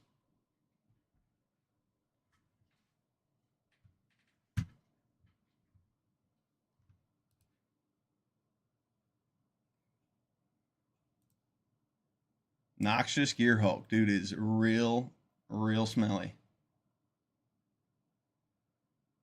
Made of metal. Smells really bad. Kills things.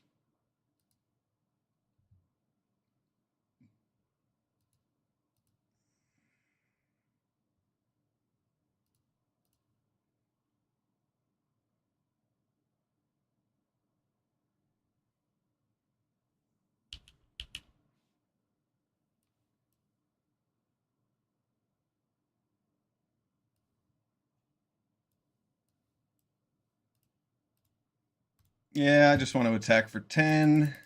Get him down to 5. Make it awkward for him to try and do anything. If he wants to tap out his attackers and draw cards with Enduring Curiosity, he's leaving himself up to that man land. And we're close to being able to double spell and get the kicker. Right now, we're just going to be able to kill Sky Sovereign, but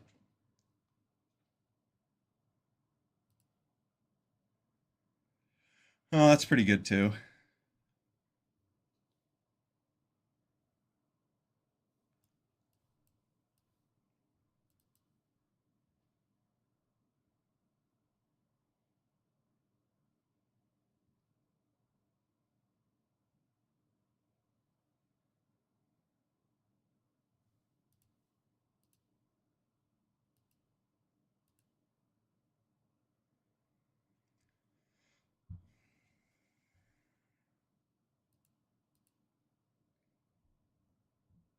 Now we have Trample and Menace. The Trample could get us there if we're just able to...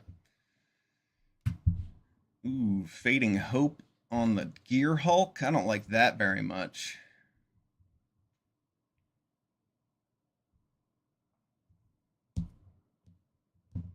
What am I more afraid of? Him killing my Tyrant? Or his Sky Sovereign getting in?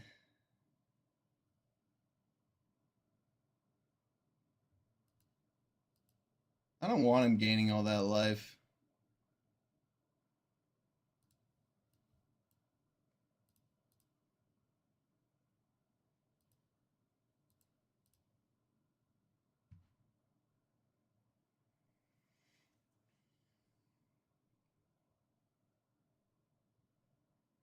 I wanted to use that for the Curiosity or the Sky Sovereign, but it's going to keep him from Noxious Gear Hulking here. I don't want him gaining all that life. An extra 6 life will help him stabilize easily. He'll have a couple turns before he needs to block me, at the very least, so... If he wants to draw cards, he has to tap down, tap down blockers, and I'm cool with that. I think he might play Scarab God or something cool. He might also have Virtue of Persistence to get rid of our Tyrant, but at least we'll get a copy of it.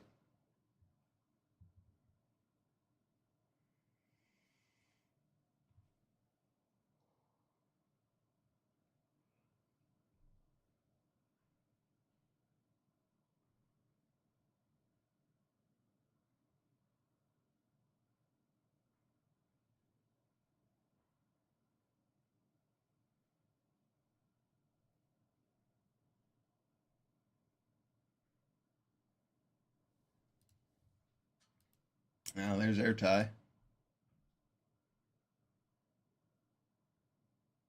Smart enough to play it on my turn too.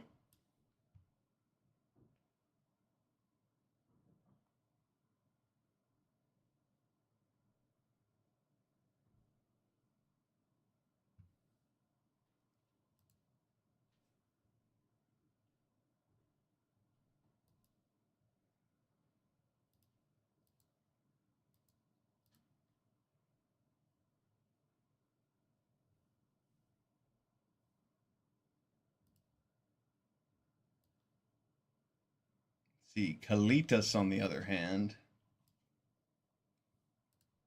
I'm going to take Brazen Borrower.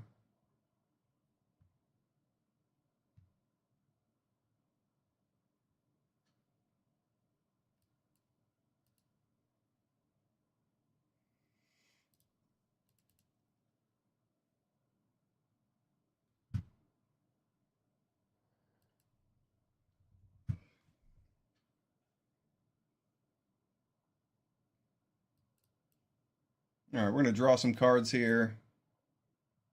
Gain some life.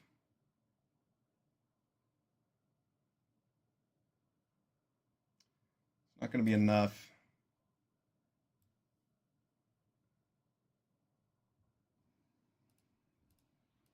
Yeah, our opponent has quite a board state.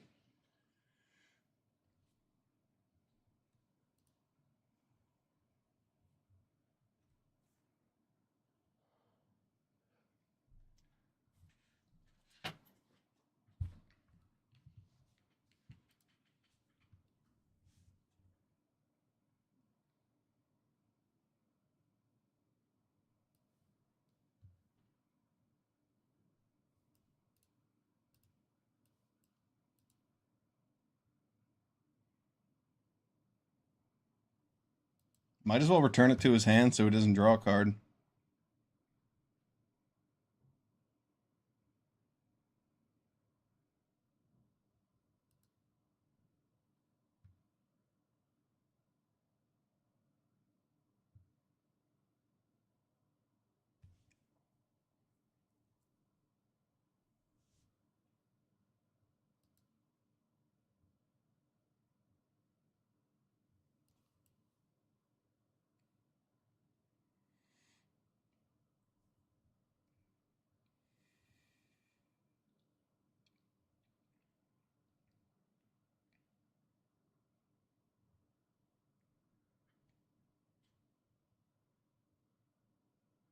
All right, well, hopefully we draw something cool here.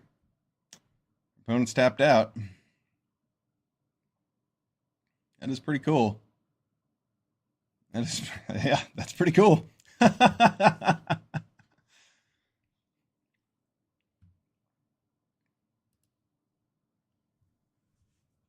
Thanks, Questing Beast.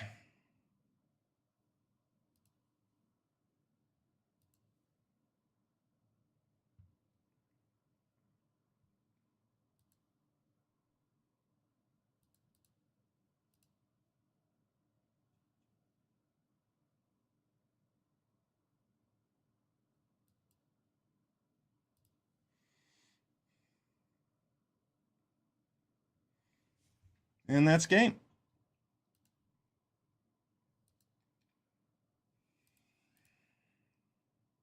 That was awesome. What a game. What a top deck off that Questing Beast. We would have been in pretty good shape sending 11 trample damage plus a 3/3. He might have been dead either way. Because Restless Vinestalk has trample, doesn't it? Yeah. And he was at 5 life, and he only had 1, 2, 3, 4, 5 toughness, or 1, 2, 3, 7 toughness to block. And I had 13. Yeah, so he was dead either way. But Questing Beast was still a cool top deck. All right, 6 and 2. Let's get our trophy with our Grenzo ramp deck.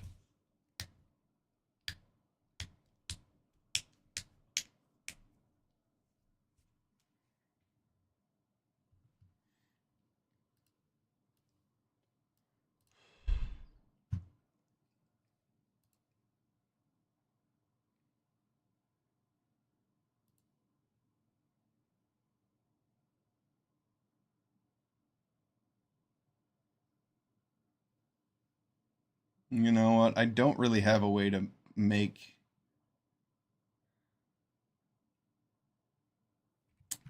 2 mana on turn 2. I guess if I just get a forest with the Misty. Yeah, I'll just get a forest with the Misty. Play this birds.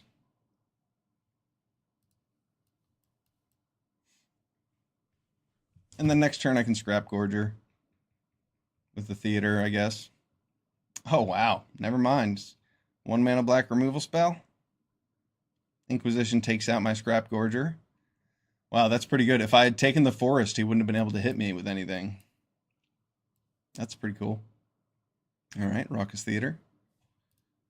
I kind of want that land.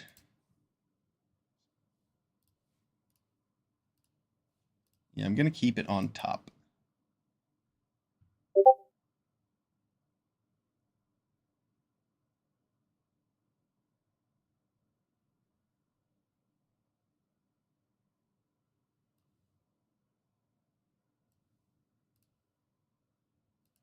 I want to take his Inquisition.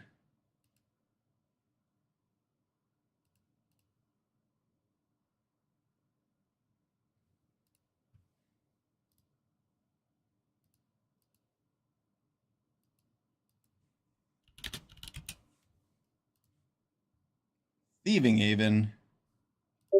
It's not the kind of thing I want to see from my opponent.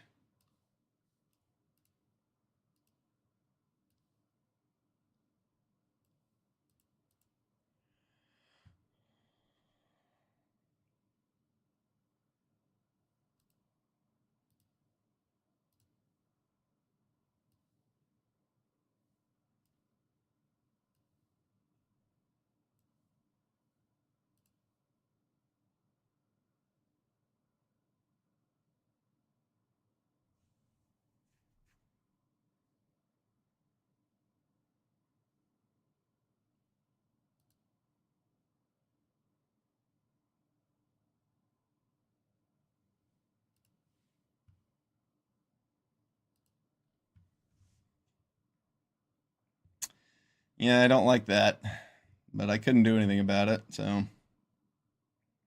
he's just going to get in with the Thieving Haven for at least a turn, probably 2, and then we'll probably lose. Thieving Haven is just so hard to outrace,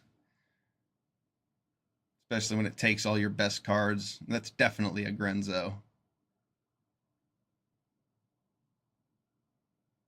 Okay, well, at least he got a Mana Rock instead of anything else.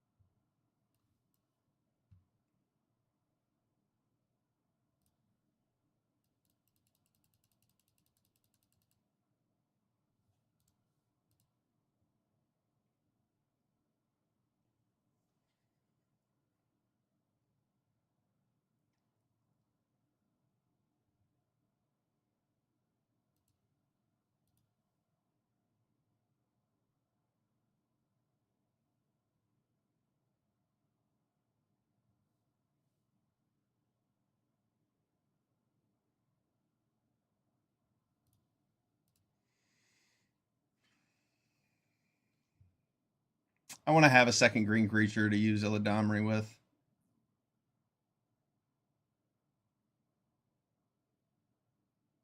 As much as I would have liked to just chump with the Gilded Goose.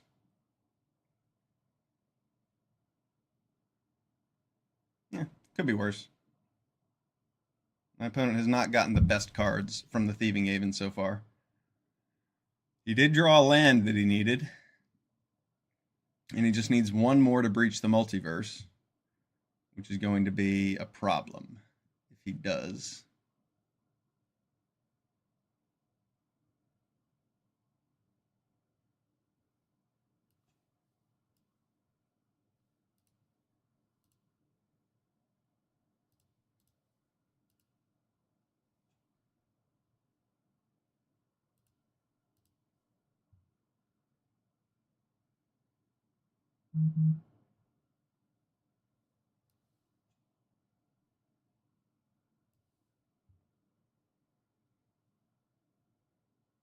Wow. We got Atraxa into our hand before he could breach the multiverse it. That's pretty good.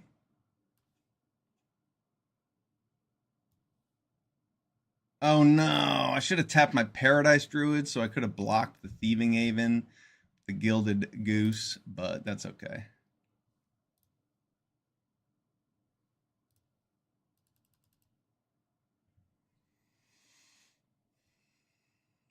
If he drew a land, he can just pop breach the multiverse. Maybe get our Titan of Industry.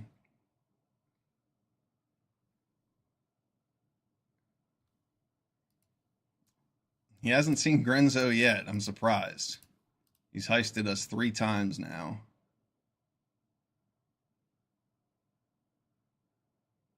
It's got to be in this pile, right?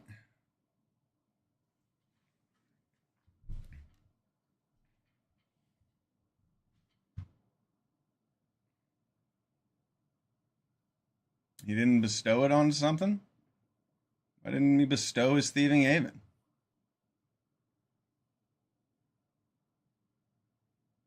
Oh, he couldn't because that's a different cost. He didn't have green mana, and the bestow cost is something different. Maybe? I don't know. Titan of Industry off the top.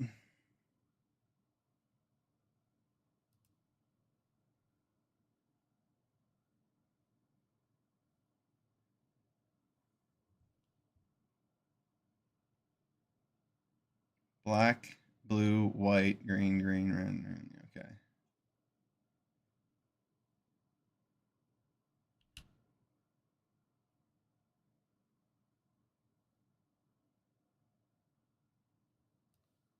Wooded Foothills gets me a Steam Vents. So here's what I'm going to do. I'm going to tap this and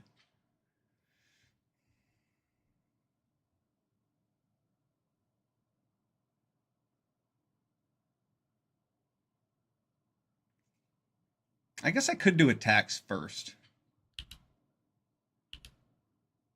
Should I attack first? So that I can tap my Questing Beast with Illidomri? Probably. Yeah, I'm going to go to attacks first.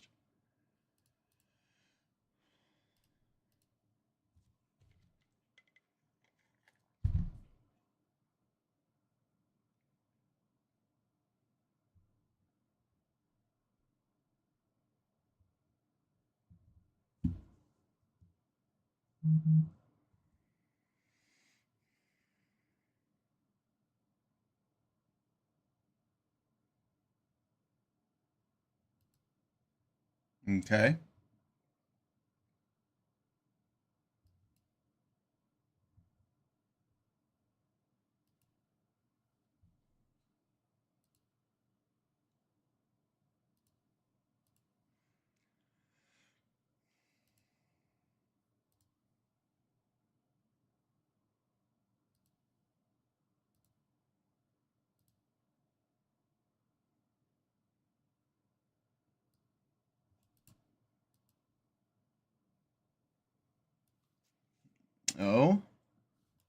Do I have enough mana to do all these things?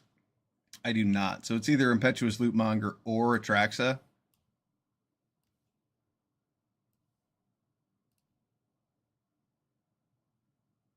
Oh, I could have cracked that Wooded Foothills.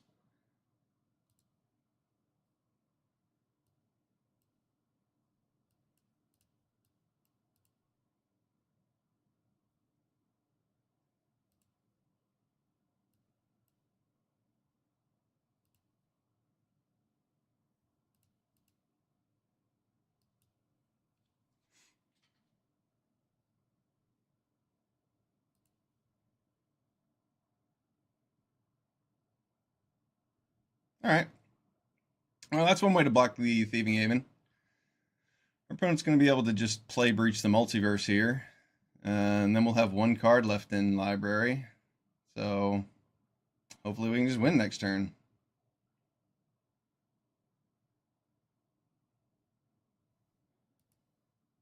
Yep, there's the Grenzo. He's going to heist. Oh, he can't heist a forest out of our deck.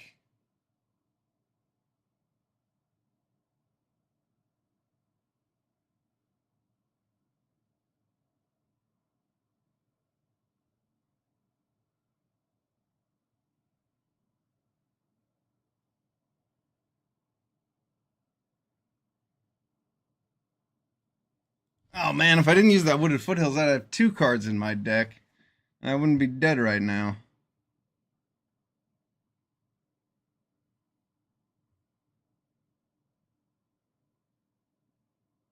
Or I could have played the Restless Vinestalk last turn. No, I drew that with the Traxa after I played the Wooded Foothills because I wanted to have the extra mana out there. Yeah, we needed the Restless Vinestalk to get through.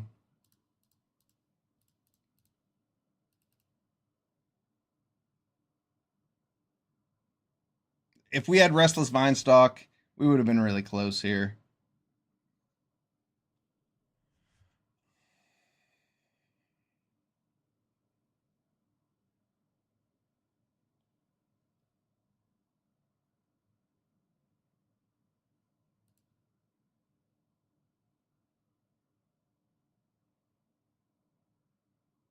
Can we put anything back in our deck?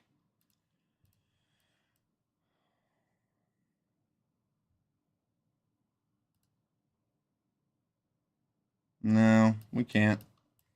Yeah, it's game.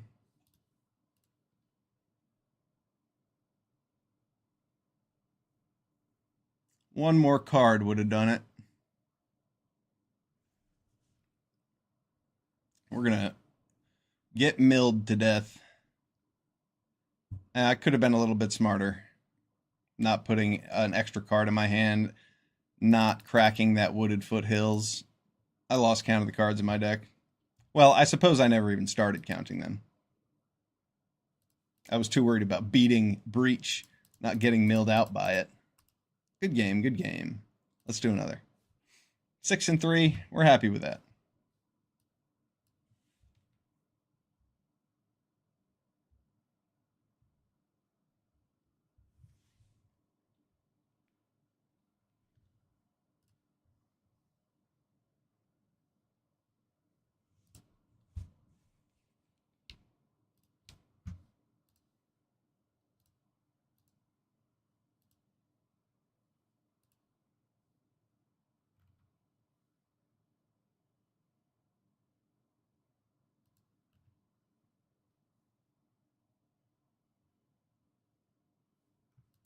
I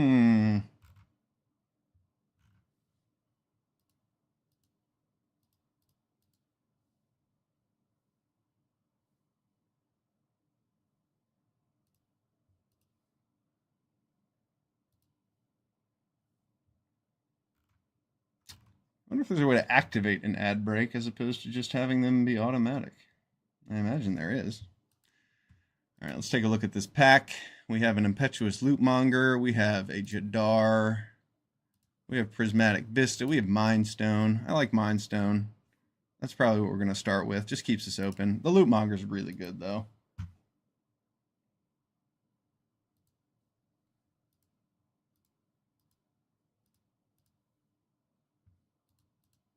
Forgot to run ads today. Oh well. Alright, so Lootmonger and Mindstone are the picks I'm considering. I'm just going to take the Mindstone. Ooh, a Johnny and a Kettle Pariah. That card's awesome. Not necessarily what we want to follow up Mindstone with. That Impetuous Lootmonger would have been a better pick in this case, but I'll take a Johnny. A Johnny's like the best card in Cube, I think, over Grenzo.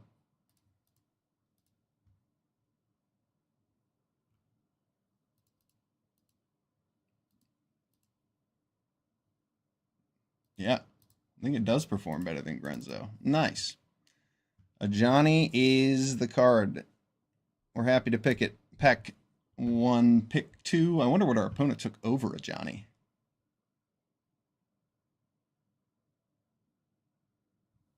So we're going to play red-white.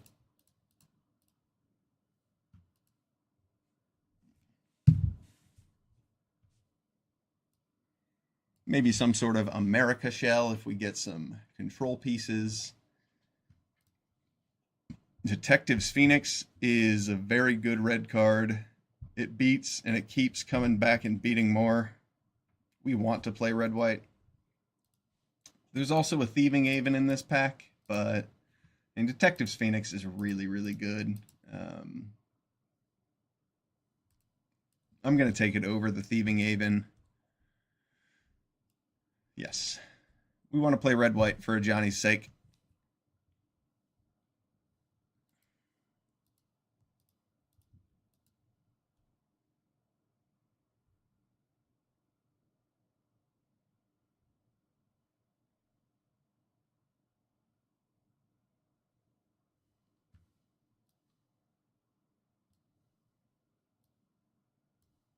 Foundations is looking really cool. Gonna do a pre-release this weekend. Play with the cards for the first time. It's the best way to play Magic. All right, pack 1, pick 4. I don't like my options as much, but Den of the Bugbear is fine, and so is Pillar of Flame. So is that Savai Triome. No, I think Phyrexian Metamorph is probably our pick.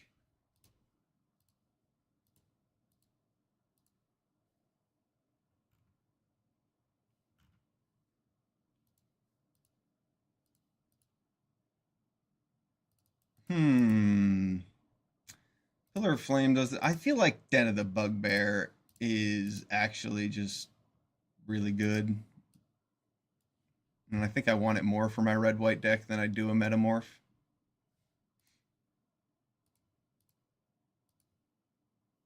Yeah, I want the Bugbear. Den. I guess there's a chance it wheels. It does wheel pretty often because it fits in like 1 or 2 decks really well, but I'm going to take that over the Metamorph. The Metamorph isn't that good. As much as I do like it, it would be fine to have. I'd rather just take this. I'm going to have plenty of playables in this deck. I think I might want the Split Skin Doll over that Intrepid Adversary, but I'm not quite sure.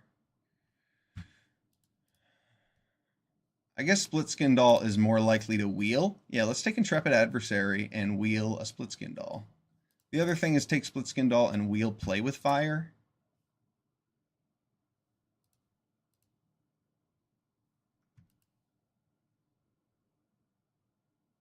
I'm going to take Adversary. It fills a couple different roles in a red-white deck. It's strong. Okay. Iganjo and Wandering Emperor. Wandering Rescuer, I should say. There's also Sky Sovereign. That card's really good. Sky Sovereign's a fine way to top out these decks, too. I think Iganjo might just be the better pick over the Wanderer. You know what? This is an aggressive deck. I'm going to take Zealous Conscripts. Zealous Conscripts is the perfect 5-drop to play in your aggressive red-white deck. It closes out games. You steal something giant after your opponent stabilizes with an Atraxa, thinking that they're going to block and gain life, or some big trampler, and you just smash their face with it. Sacred Foundry. Oh yeah, we want the Shocklands for our colors. When you're playing Cube, you really have to try and get these Shocklands for the colors that you're playing. It means your deck will be much, much better because each fetch that you grab is worth that much more because each fetch is another shock for you to play on turn 1 or turn 2 whenever you need. So yeah, Sacred Foundry over any of those other cards. Town Razor Tyrant, Sarah Paragon.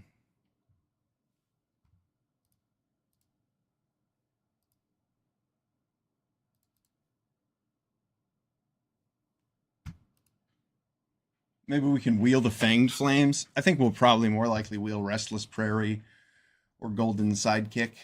But all right, Legion Warboss over a Showdown of the Scalds. I do like Showdown, but I like Legion Warboss more. Showdown is really good.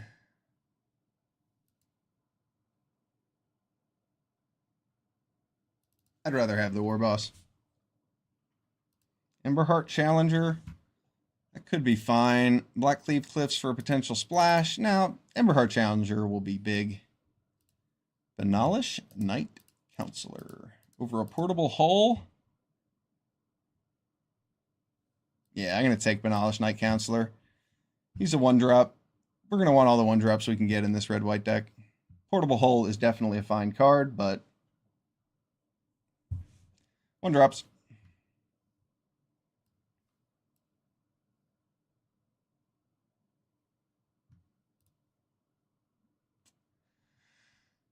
I'm tempted to take the Ranger of Eos here. Selfless Savior looks pretty good too.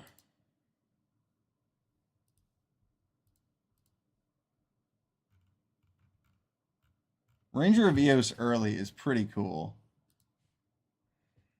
And Selfless Savior is fine, but yeah, I'm going to take Ranger. There's so many things that get around that Indestructible from the Selfless Savior. And I do have some powerful cards to protect, but Ranger of Eos can be really good.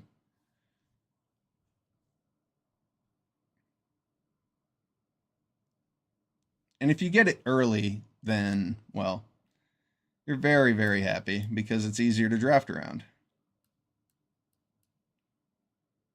A couple removal spells on the wheel. That's looking good for us. Wandering Rescuer on the wheel. That's what I'm talking about. With Legion Warboss, we can go like 1, 2, 3, and then like tap down the creature that Warboss makes to cast the Rescuer.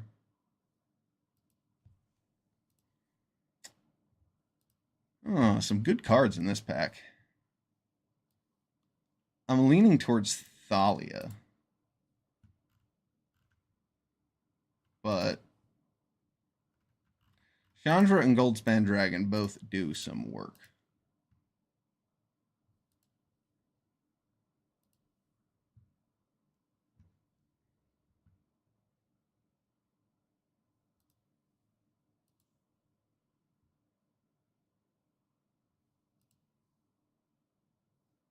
I don't know which one I want more, though. I'm going to take Chandra just because he's cheaper. We already have a couple 5-drops. Ooh, Ocelot Pride. Yeah, that card's really good. Can't be passing that in your aggressive white decks. There is an Inti and a Lightning Bolt in this deck, in this pack, and an Esper Sentinel, and 2 red-white dual lands. This pack is loaded. Ocelot Pride is the best card, though. It's one of the best cards in lots of formats. Well, yeah. I mean, well, it's really strong in Modern, at least. A Braid, I think, over... Well, there's an Adeline here. I do like Adeline. Probably take Adeline over the Abrade.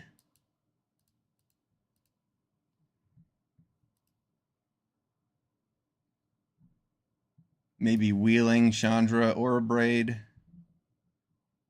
Hired Claw. That card is sick.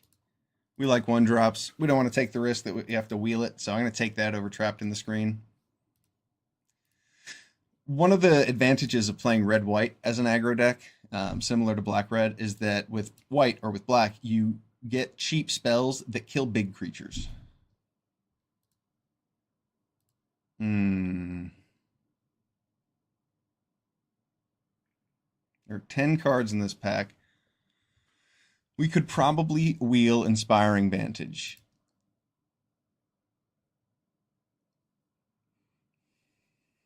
So I'm going to take Fear of Missing Out because I think we will wheel Inspiring Vantage.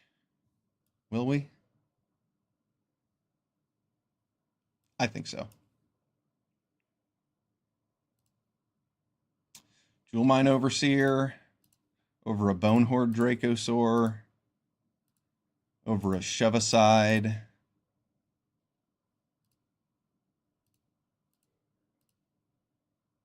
Yeah, I like Jewel Mine Overseer a lot. Gives you a bunch of cantrip creatures loaded into your deck. Getaway Glamour or Royal Eruption? Getaway Glamour kills more things. Well, Royal Eruption hits their face.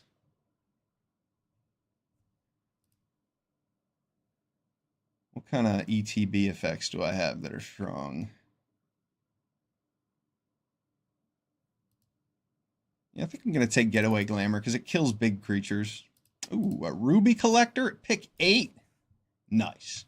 Yeah, that Inspiring Vantage definitely coming around. Pick 10 or 11? Or was it pick 12? Pick 12. We'll see Inspiring Vantage. Don't quote me on it.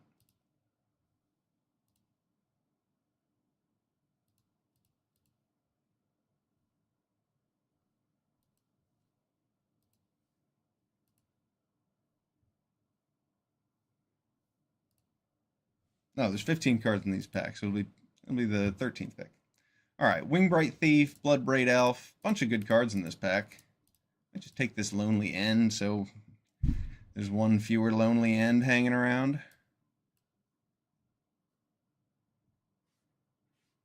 Wheeling Inti over this Bivouac. Man, I like having these duels, but Inti is like one of the best 2-drops for red. He's going to help us fill our graveyard to bestow with Detective's Phoenix, too.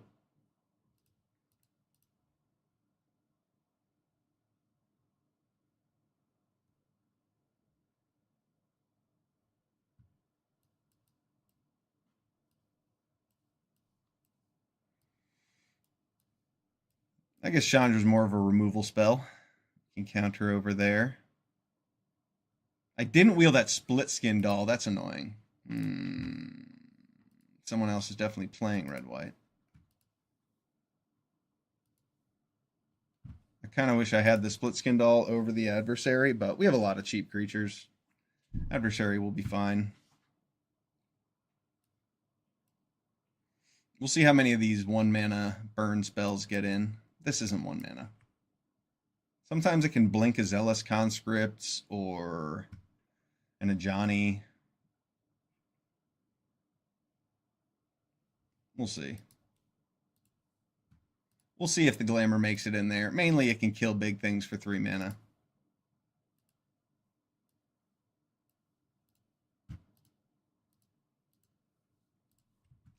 I'd rather have Chandra because I'm not casting an Inferno Titan.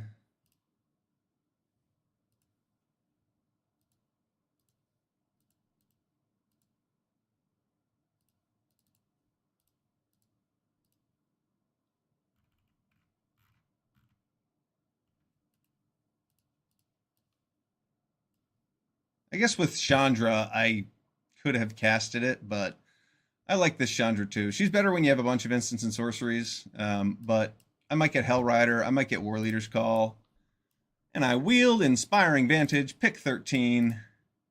We don't get Blade Splicer, but that's okay. We wanted the dual land. Mission accomplished.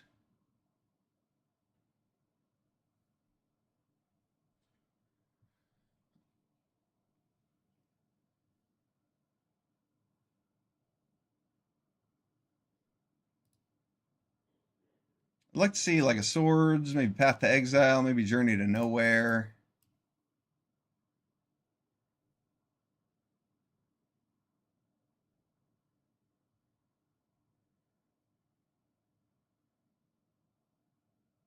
I don't know if Dracosaur is going to make it in the deck.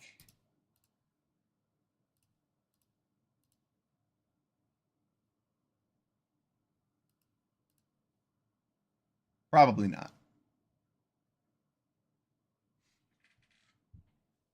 It is a fine mythic, but you want to be ramping into it. And we're not ramping. We're playing creatures. We're playing 1-drops and 2-drops and 3-drops and trying to kill our opponent by turn 5.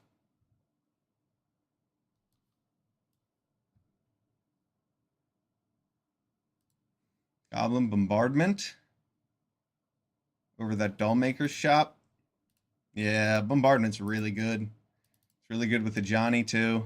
It's good with all our Legion War Boss and Adeline effects. Lightning Strike. Over this potential red-white dual land. Or this Mirex.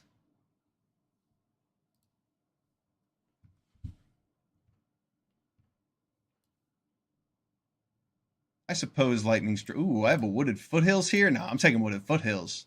That'll help me get my Sacred Foundry. That'll fill my graveyard for fear of missing out. And there's still a chance we see Flage.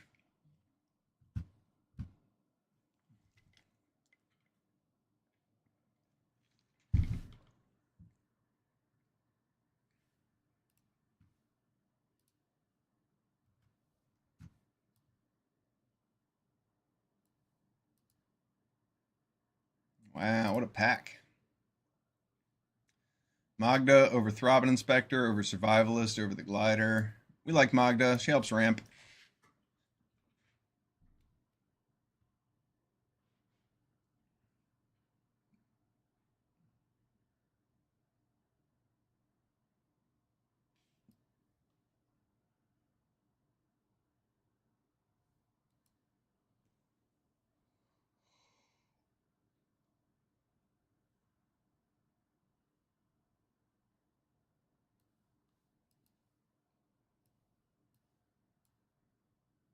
I'm not sure what cards are going to stay in. I'm looking at, I mean, I do have a lot of ways to get Rescuer out fast, but I have to like skip a combat step to play her. Bone Crusher Giant's good.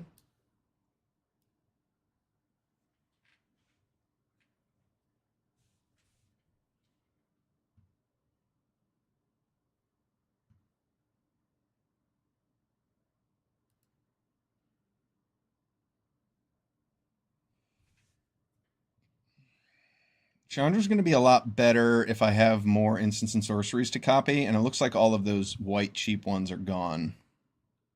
They're going to the white-blue control player or something. But we haven't seen Path to Exile or Journey to Nowhere or Swords to Plowshares. Lingering Souls? Maybe I can pick up a black land over that Abbot of Carol Keep. Yeah, I don't need Abbot. I'll take Lingering Souls, the off chance I might splash for it.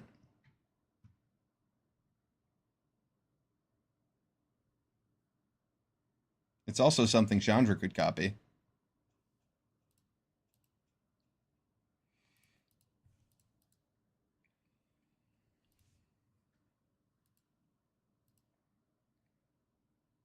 We don't have any equipment, do we? No. No Stoneforge for this deck. There's a Swift Spear. There's an Adversary. Adversary's not very good either. Maybe I just take Stoneforge and hope to wheel that Dragon Wing Glider. Or this Dissection Tools.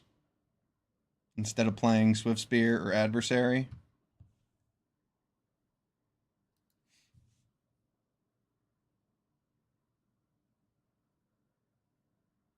Mana Tithe. Yeah, totally.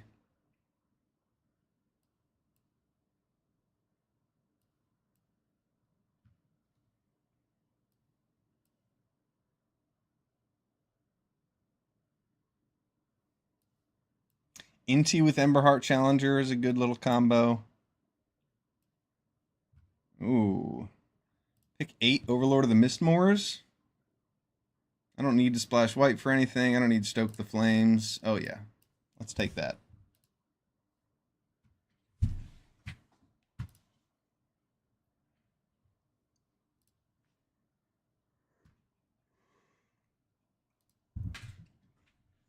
I wanted to wheel something from this pack that I didn't. Dollmaker's Shop.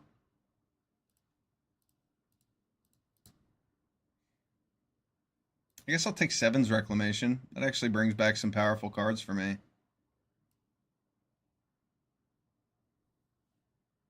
I don't think I want to play it, but... Oh, a burn spell. Over the Rogren Triome.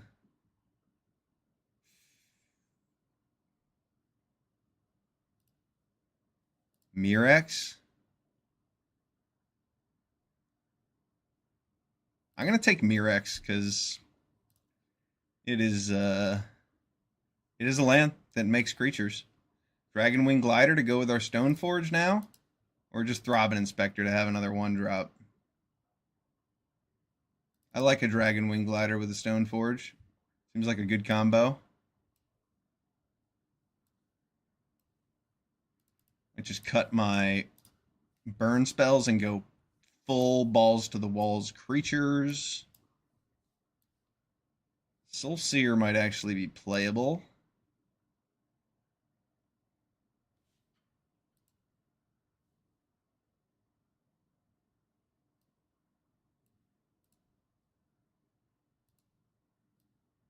All right. We have a deck.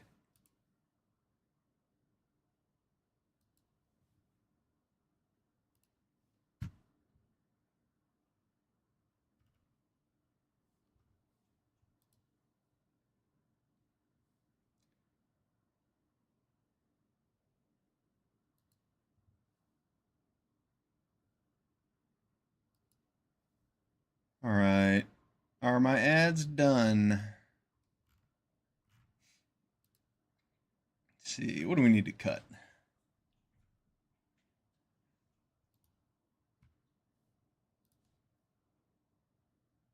I wish I had a Maul of the Skyclaves to go with Stoneforge, but this looks pretty sweet. We can cut a mountain. Play 16 lands with this deck.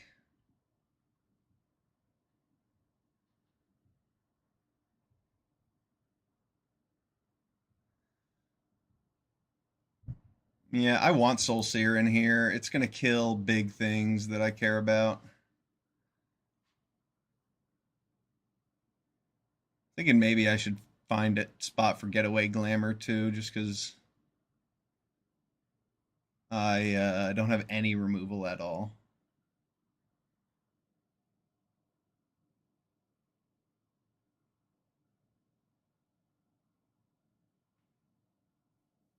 This Emberheart Challenger looks kind of weird with the prowess. It is a 2-drop haste creature that gets bigger when I play a few different things. And it can draw me cards with Inti. You can also draw cards with Fear of Missing Out. But, I don't know. I think it's probably cuttable if I feel like I need another removal spell.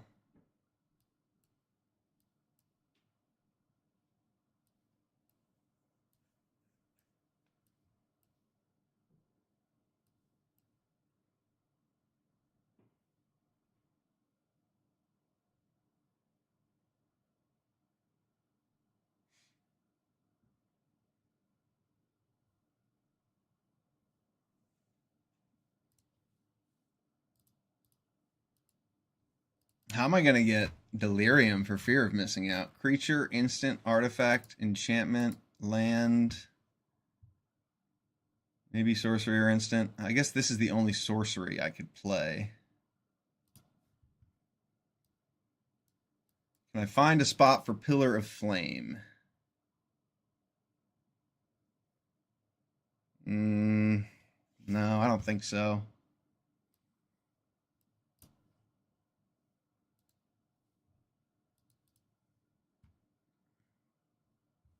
FOMO is probably not going to be giving me many extra combat steps with this deck.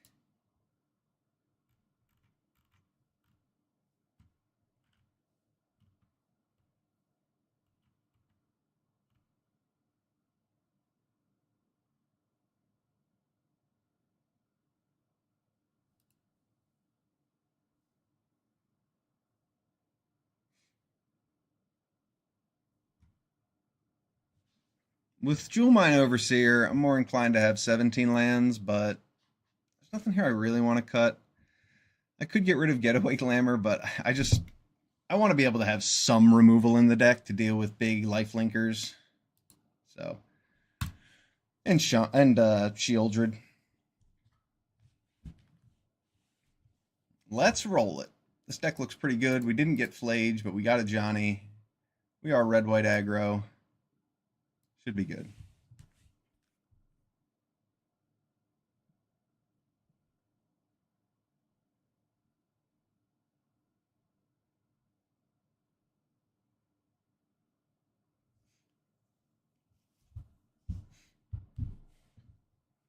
No 1-drops, which is a disappointment. No 1-drop here makes a big difference in the game.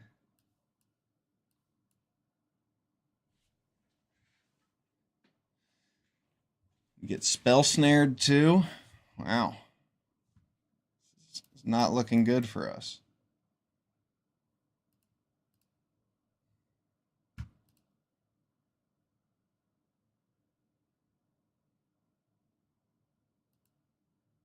Better than getting our giant spited.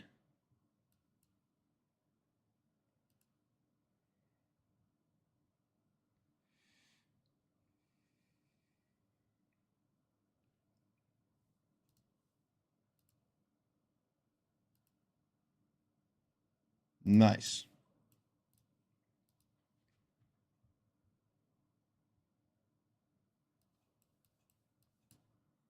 We get to stick a threat and drop the glider next turn.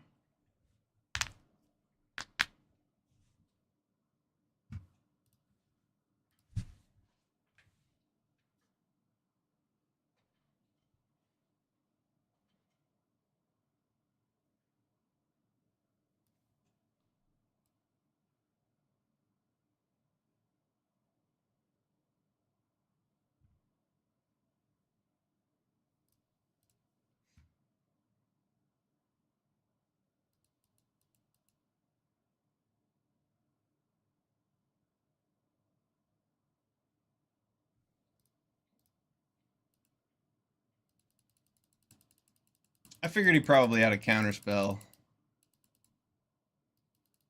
And he very well may.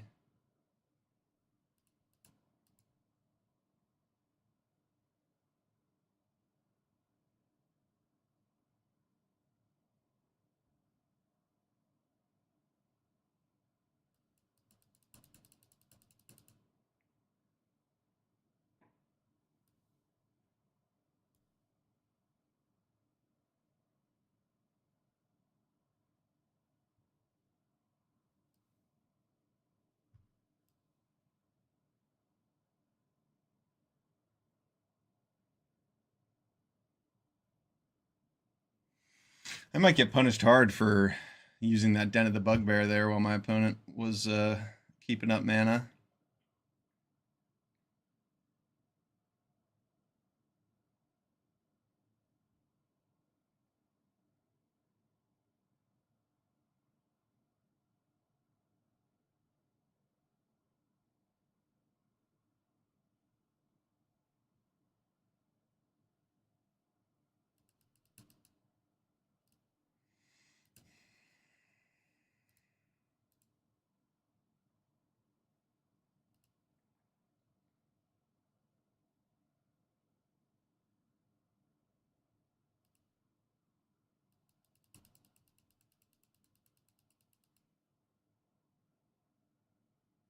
Yeah, punished hard. Probably has a counterspell for this now.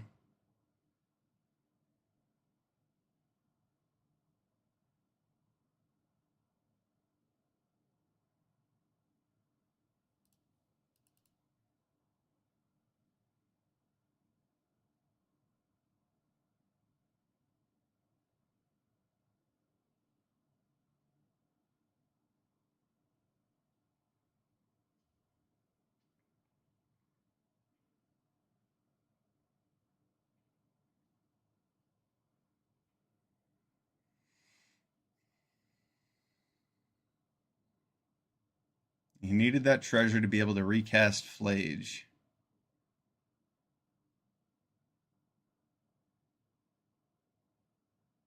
Which gets to kill my hired claw, and then he gets to make a copy of it.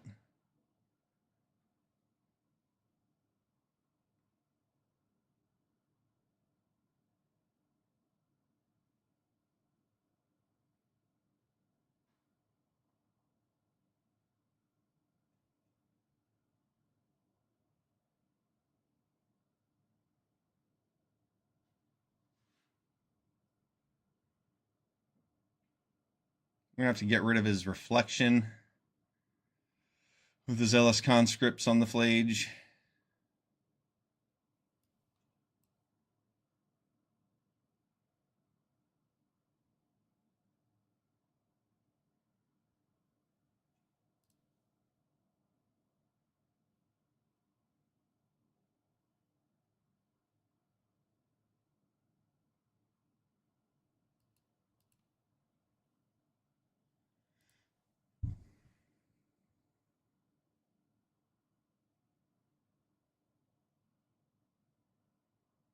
He's got a lot of dwarves now.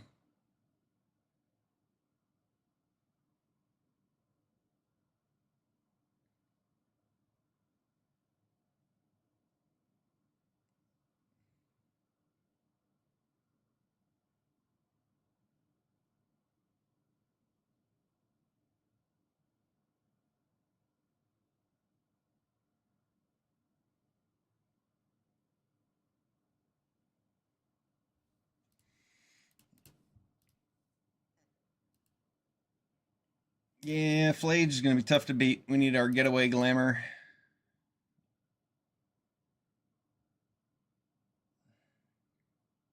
And even that doesn't do much. Attacking with the Den of the Bugbear was a misplay. I should have just played the Dragon Wing Glider. He wouldn't have had any removal. He clearly hasn't had any counter spells. He just would have Swords to Plowshared it, and then I would have curved out with something else the next turn. But that would have been better than missing turns, I think.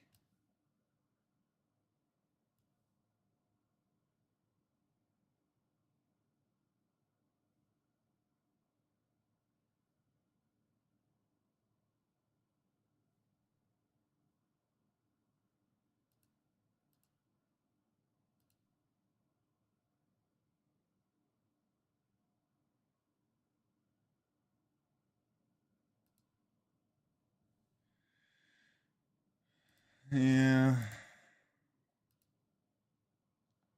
I guess I can go to 1.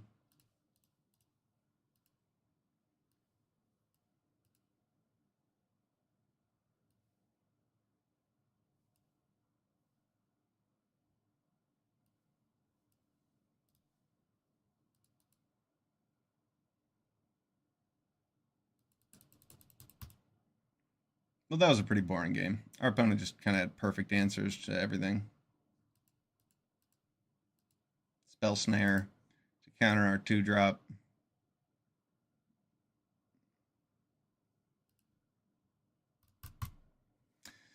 Burn spell instead of a counter spell, holding up double blue mana. So, can't win them all. 0-1. This deck's good, though. We'll win some games. Hopefully flip a Johnny with a Goblin Bombardment. And then go play some Foundations tonight.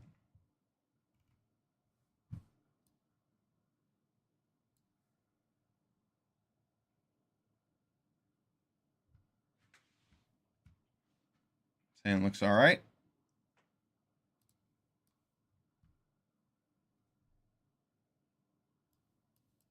Getaway Glamour feels weird, but we needed removal, so it made it. That was our 24th card.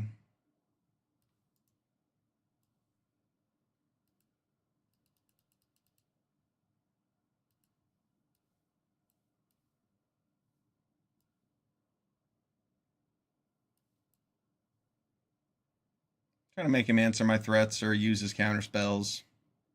I want Legion Warboss to stick. That'll help it do so.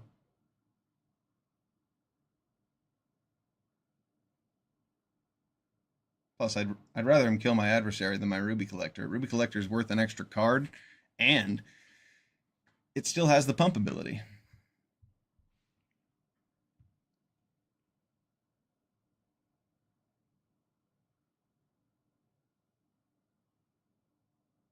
Legion Warboss isn't going to get us any value through that Scholar, but that's okay.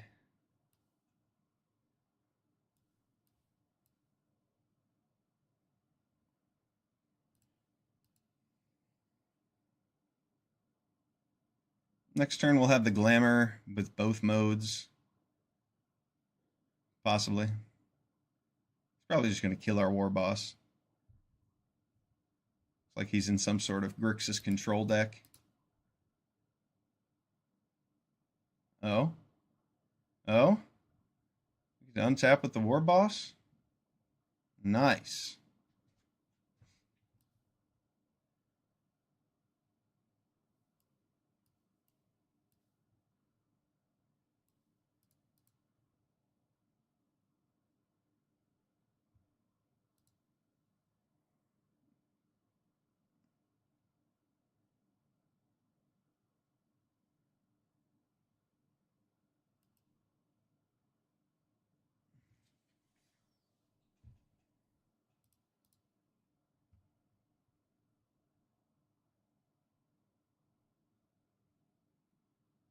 I don't really want to attack with my Warboss as much as I want that Mox.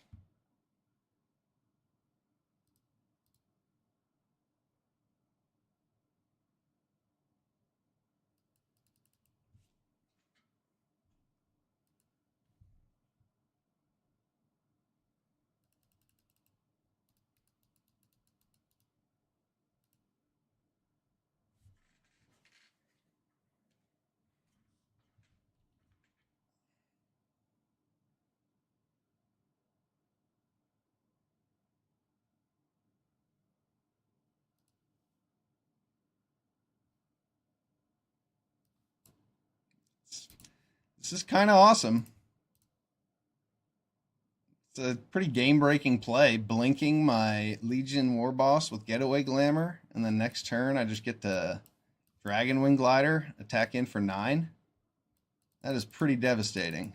Oh, attack in for 8, sorry. This is only a 4/4. Yeah, so much for Elder Dragon War. I can't think of a better way for my opponent to tap out on their 4th turn and us still to have interaction. That was sweet.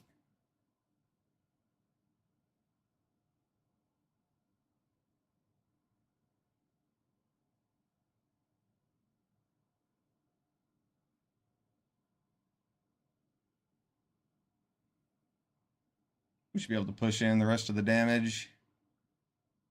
Oh, our opponent's going to copy their Lutri and kill everything. Looks like he might have done it in the wrong order, though. Yeah, and it's not going to work, and then he's just going to be dead.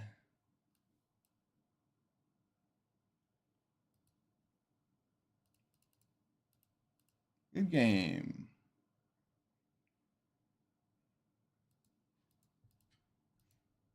Yeah, he needed another instant or sorcery to take care of the 2/2 there.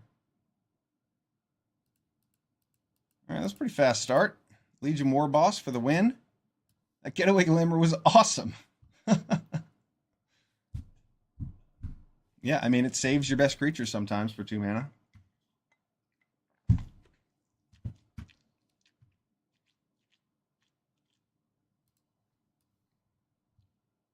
We need another white mana here, but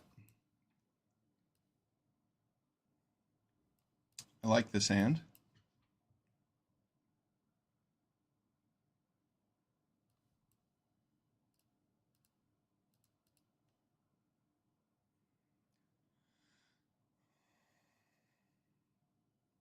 Nice. Mana Tithe. All right.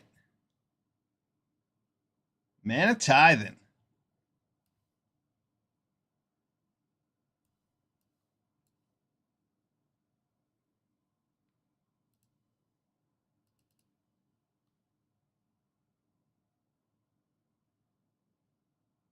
Mana Tithe on the draw. Pretty sick.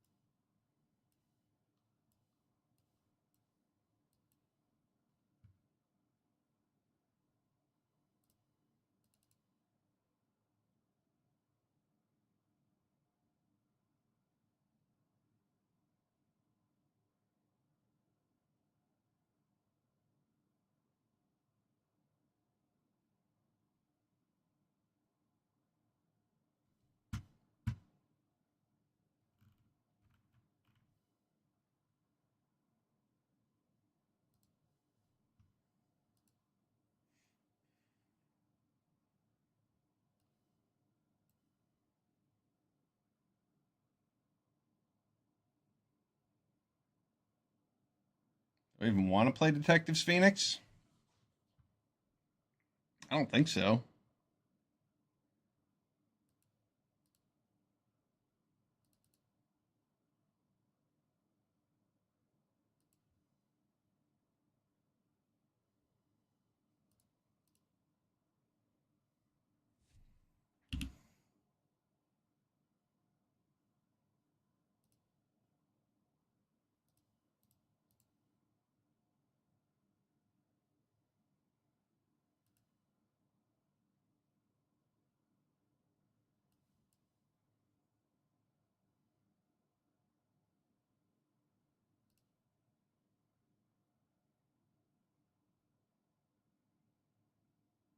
I don't care if he draws a card, honestly.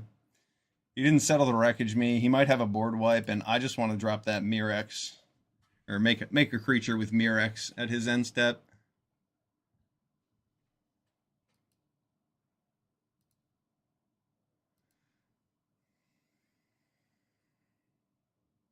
I was afraid he was keeping up Settle the Wreckage there. That's why I didn't crack the Ruby Collector another time. And also, Mirex.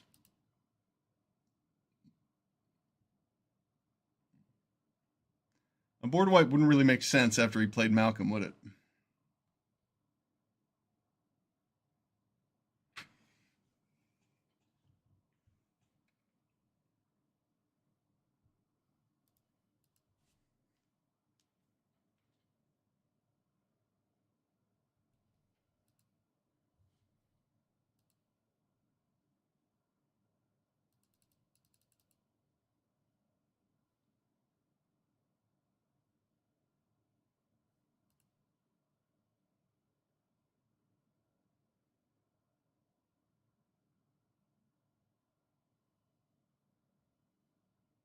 Oh,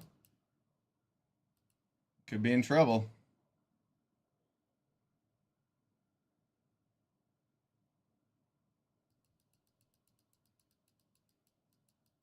Time Warp will do the trick.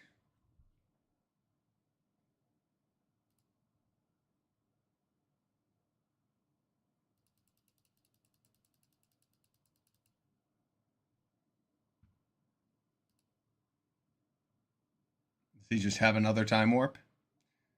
Or the Cyber Siphoner he needed? He would need one more mana and to not have any instants or sorceries in his hand, and then he could Cyber Siphoner it back to his hand. Or he could Snapcaster with one more mana of any color.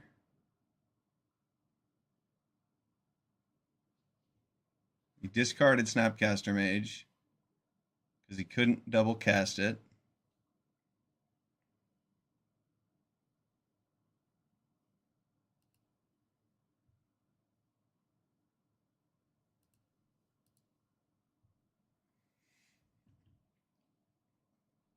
What a play from our opponent. That was cool.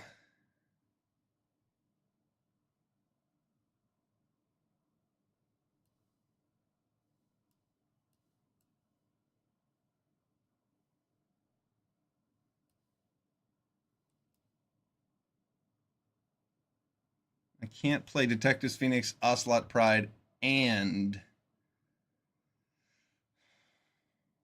what can I do? I guess I want to get this Den of the Bugbear online.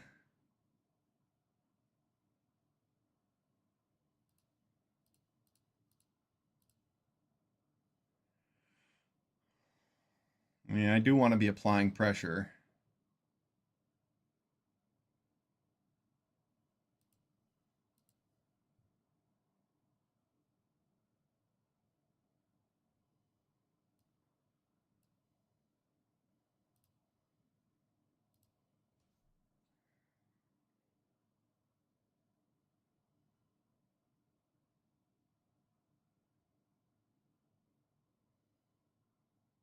Oh, I won't be able to play Detectives Phoenix, so I'm just coming in with the Bugbear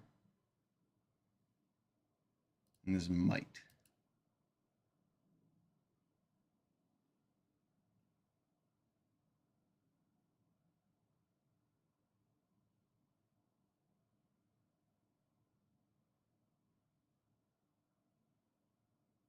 Okay, so we get a 1/1. Then I get to play this Ocelot Pride, and I have blockers. Not dead. Unless he top decked a removal spell, then I'm dead.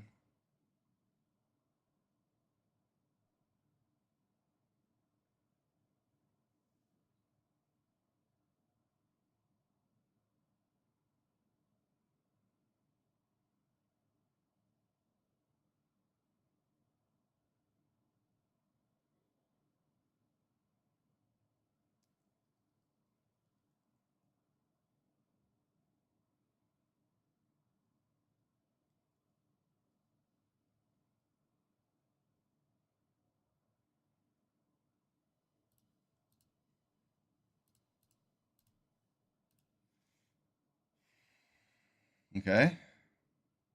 That's good. Can I top deck a plains? No.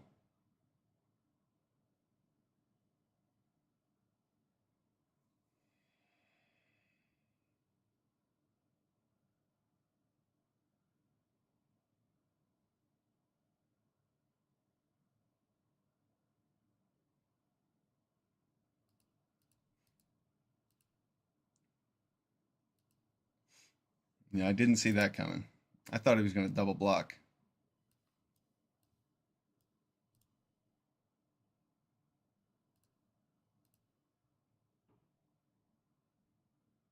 Nice.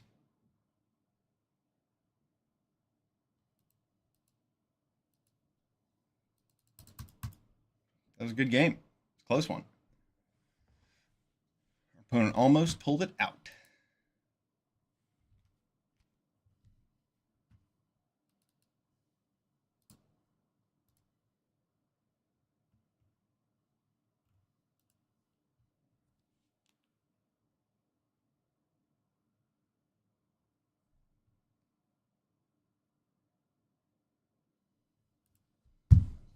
Let's give it another go.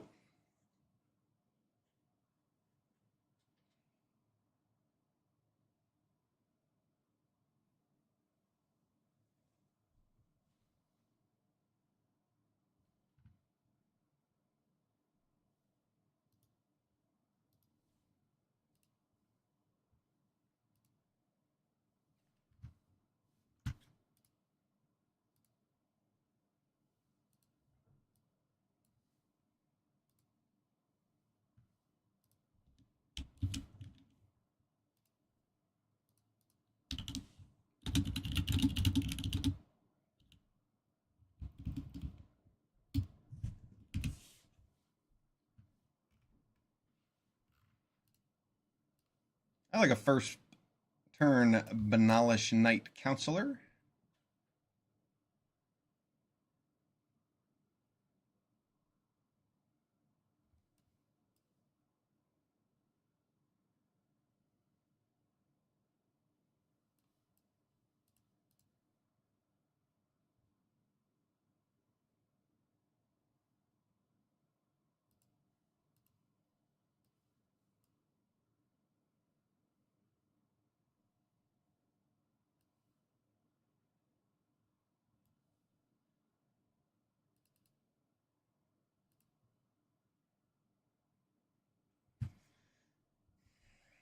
So now I can enlist with Inti, give that thing trample, make it huge.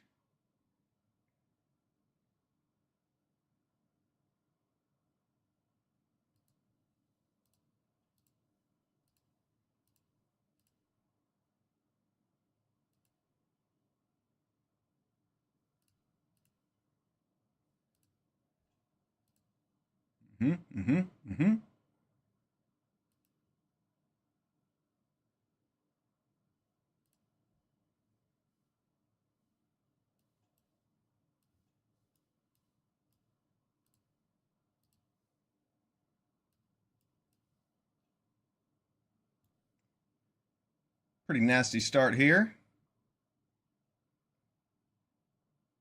That was our third turn. Yeah, red white. Very explosive.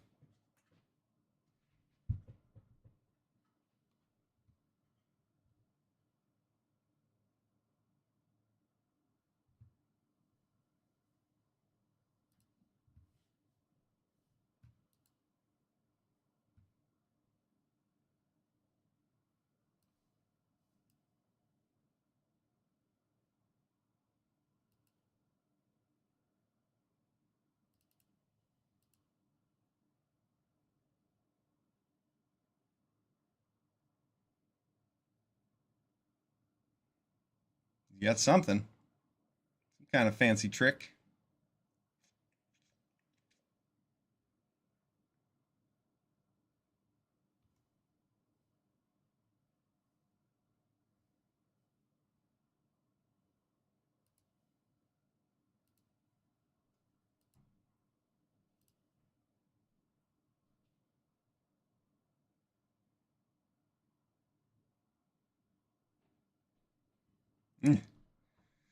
Dragonwing Glider is not a card I can actually play.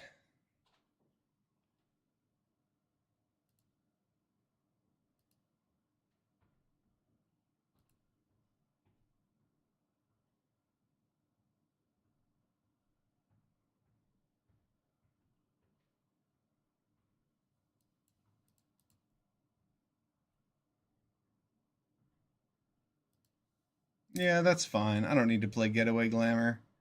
Should I pump? No, I'm going to play Bone Crusher Giant.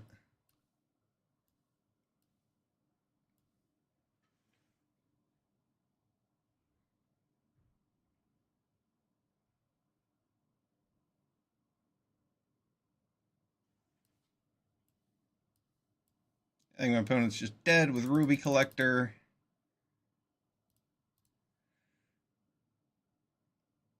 Good game. Red-white aggro. Super fast. That was an explosive start. Banalish Knight Counselor into Inti. Into a Ruby Collector. I think that was a turn 5 win. All right, 3-1. Let's try to flip a Johnny. We have a Goblin Bombardment to do it with. This deck's pretty cool. Wow, this is a difficult hand to look at. I have a Ruby Collector on turn 1, but I don't have a turn 2 play.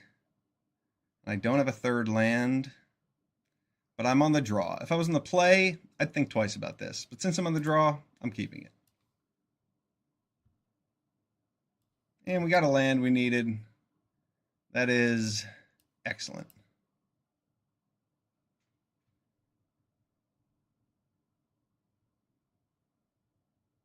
My opponent wants to kill the Ruby Collector. But he's not sure when. Yep. Oh, that's pretty good. Wow, 3 mana on the boon for that? That's a lot. Or 3, X equals 3 on the boon. That's going to be able to kill any of these things that I have.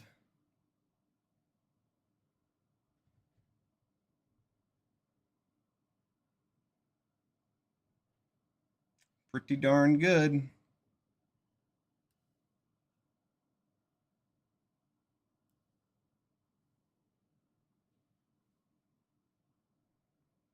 Do I want to destroy that? Probably not. Probably just want to play my own Jewel Mine Overseer.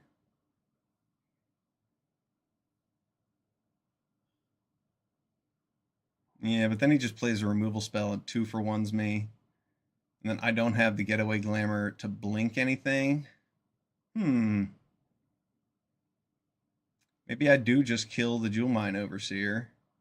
Keep him from drawing any extra cards. Get in for 2. Yeah, I'm going to do that. I don't want to put a second creature on the board to allow him to get a 2-for-1 with this, so as long as I can avoid it, I will.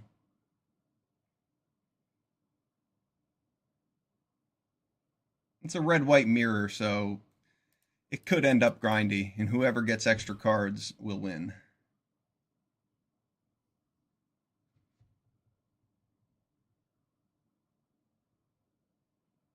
Okay. This is weird.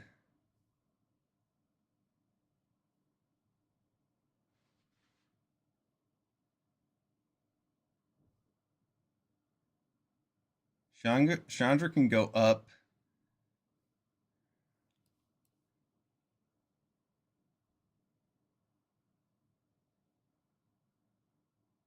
To 5, and then he just kills my Hired Claw, plays a creature, attacks. Can this hit Planeswalkers? Yeah, it can. Okay, well,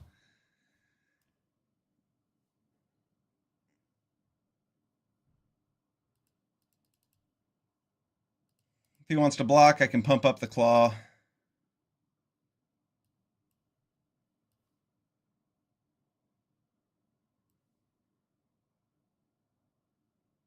I want to get my 7 dwarves into the deck. He might 2-for-1 us with that magma spray, but or magma molten impact. Something molten, something magma.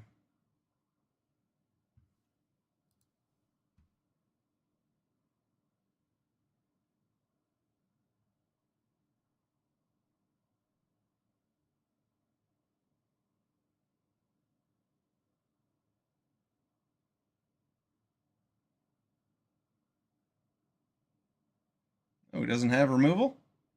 Okay. Get a little bit of value out of our Overseer. That's pretty nice. Now I should consider playing Chandra because he doesn't have that. No, I'm going to play this. Right? Play that card this turn. I have to play it this turn. Land, beautiful.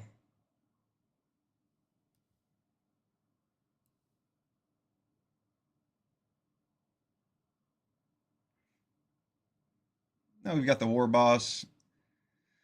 That 1 damage isn't going to do much. We're not going to be doing any damage this turn, but I like our game plan.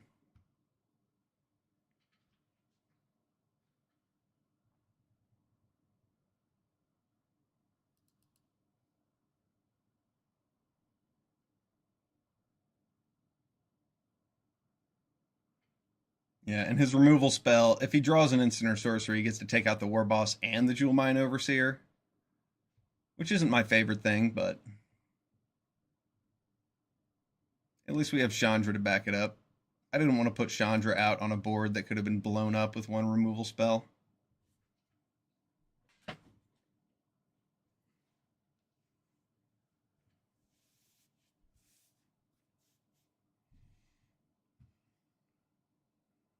Oh, wow. That is so powerful.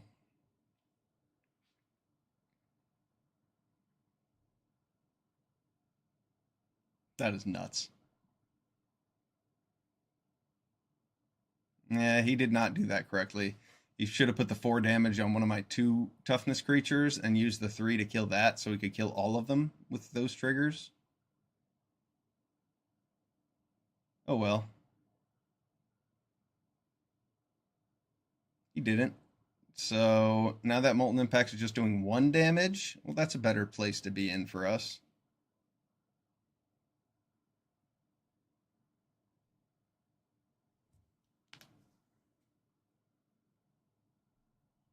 I'll gladly trade my War Boss with the Facebreaker.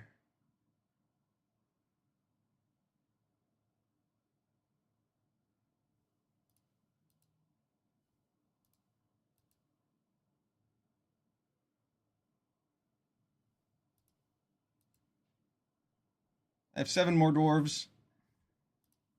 I don't have 7's Reclamation to get it back, which is probably a good thing, because I don't necessarily want 14 dwarves in my deck. What am I talking about? I'll definitely take 14 dwarves that draw a card when you play them and get bigger for each other dwarf.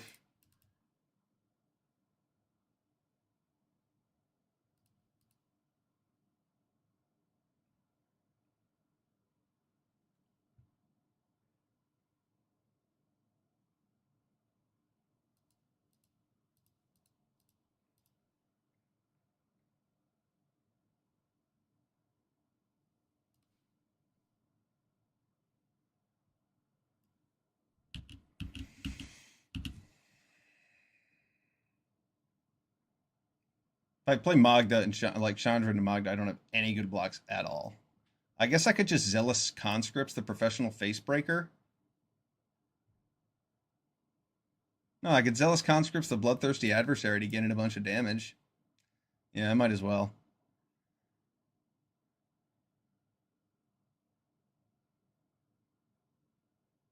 At least it'll give me an extra 1/1 that I can block with the following turn if I do decide to play Chandra.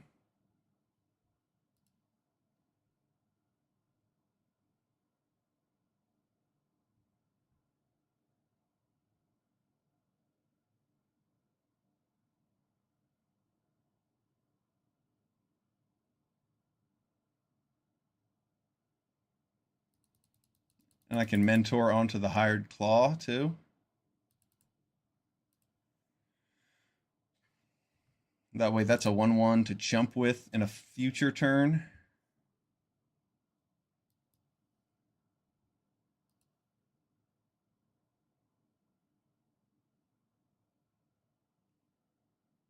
Yeah, that was a big chunk of damage. I just dealt my opponent 12 that turn. My opponent gets to attack in for 11 or more, depending on whatever they play. If it's a dwarf, we'll make it 12. But he can animate the Bankbuster and then blast. But he's at 4, so I don't think that's necessarily going to be a good strategy for him.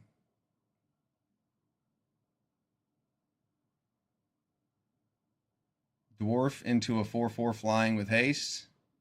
Wins the game.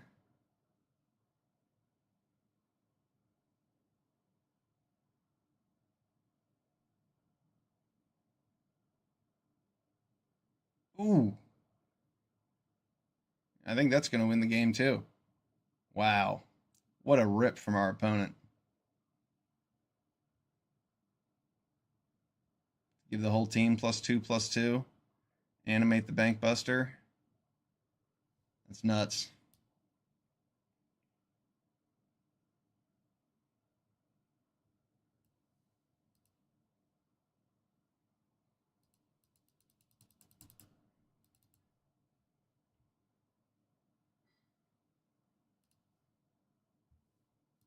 Intrepid Adversary won our opponent that game. That was a pretty clean play for them. They were just too far ahead of us with Bankbuster and then the Professional Facebreaker. We couldn't resolve Chandra. We missed some lands. Couldn't really get on board the way we needed to.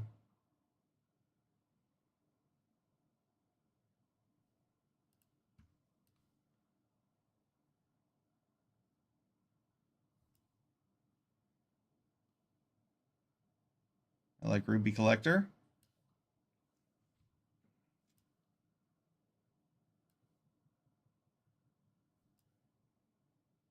And if I catch a stumbling opponent that doesn't have anything to do for the first 2 turns, I just get to flip it on turn 3, or make a Mox on turn 3.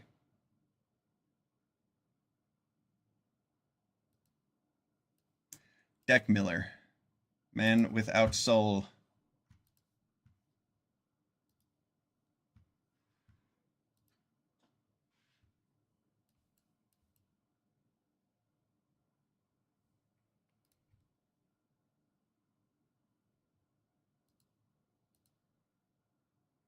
Well, I think I'd rather play that than the Intrepid Adversary.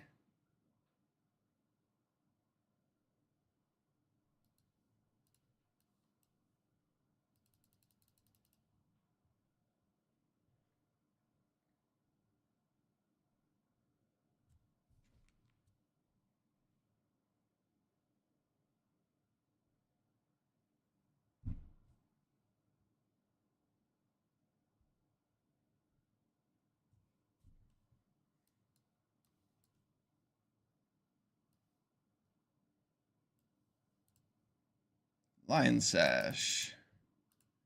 Well, we're going to get our Mox. If he wants to trade with the Collector, he can.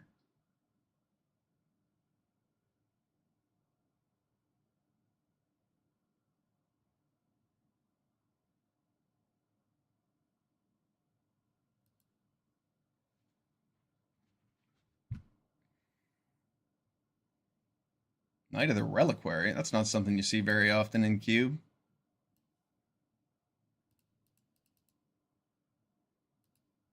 See if he takes the block bait. He does not. I'd like to play this Jewel Mine Overseer, but I'd rather get my mana spent in the most efficient way possible.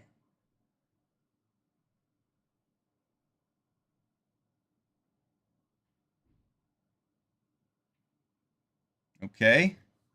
My opponent's playing a bunch of subpar cards here in Cube.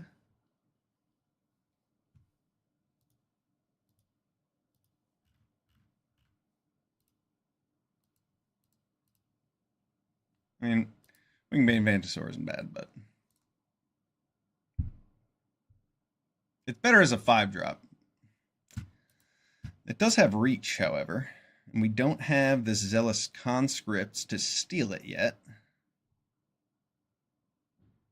Intrepid Adversary would let us get in for 6, 7. He'd be down to 4.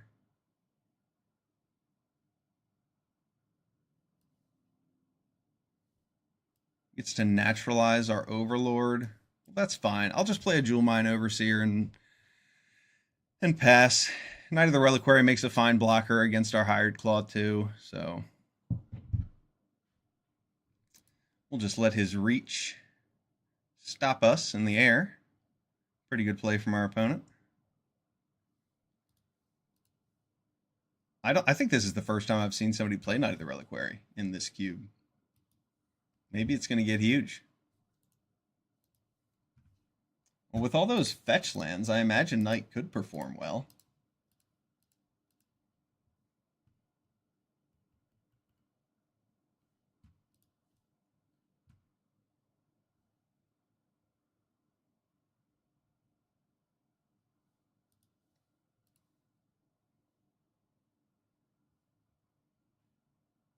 Did he mean to put that in his hand? Is that what he thought was going to happen?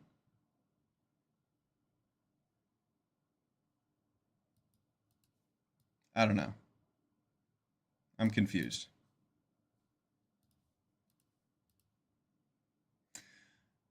I wonder what my opponent's game plan here is. To naturalize the Overlord and just stall out till he plays something big. That would make sense. He didn't get any extra colors with Knight of the Reliquary, which is strange. You would imagine he uses this to fix his mana base, but he just got another white land. Okay. Amara, Voice of the Conclave. That card's actually pretty good. There are some really strong cards you can draft with it. Mainly the Convoke giant thing that has Ward and gets a million +1/+1 counters. I think it's like Imperial Vantasaur.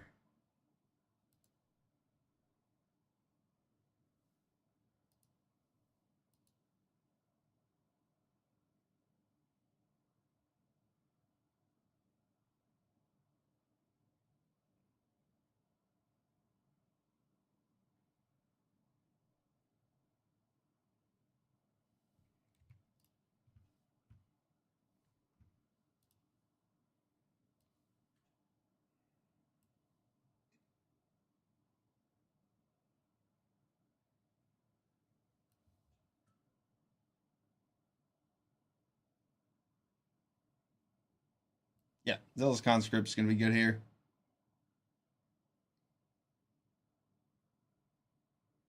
He'll be at 10, so he has to block the Vantasaur with one of those two creatures.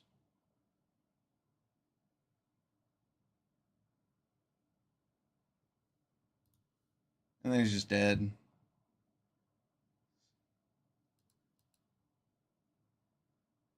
One, two, three, four, five, six, 7, 8, 9, 10, 11. Yep. That's lethal.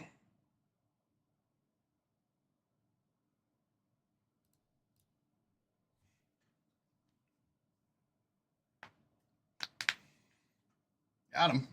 That was a good game. For me, at least. This red-white deck is explosive. 4-2. See how many more wins we can get. This one's fun.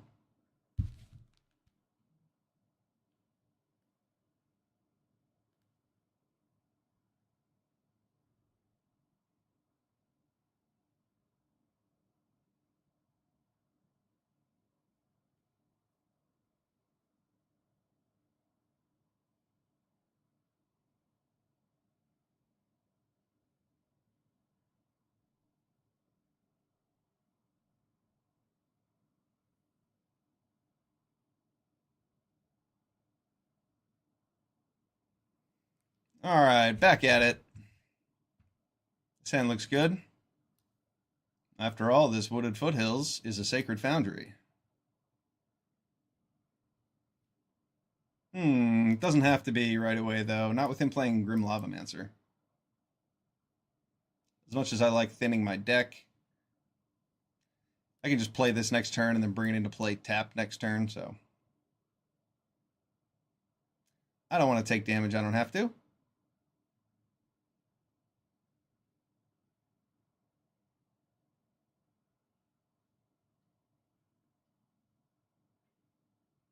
Okay. Some cards you don't see every day.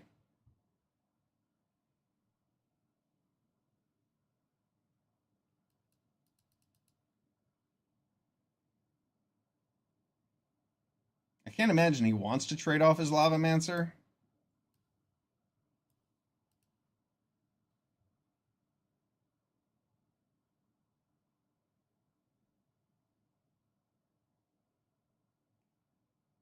I'd like to draw a card to play next turn.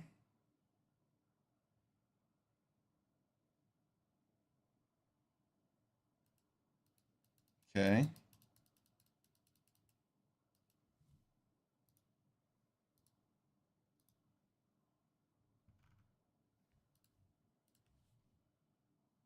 He's sending it in.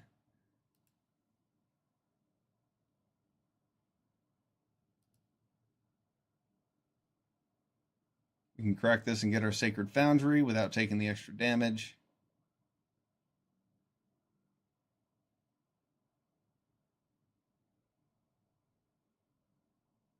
What up, Bubbling Muck?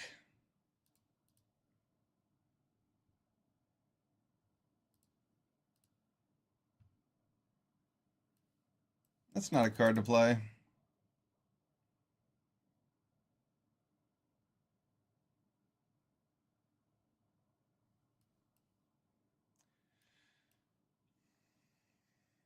Ranger of Eos might be good here.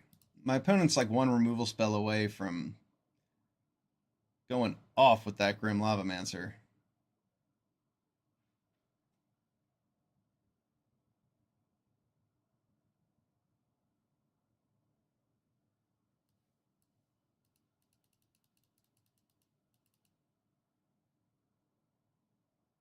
We get to connect again. And he just gets to kill both of our things. Well, whatever. I'm just going to Ranger of Eos so I can get a couple 1-drops. 2 of them are gone, but I have at least 2 more.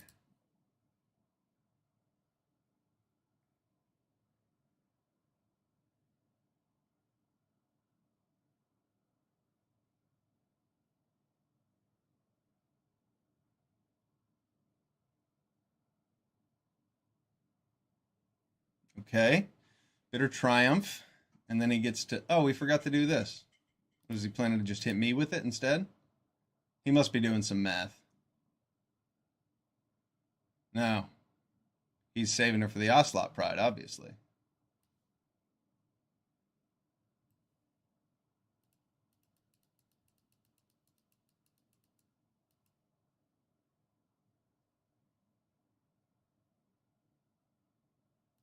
Okay, that's a deal. Grim Lavamancer gets no value for you.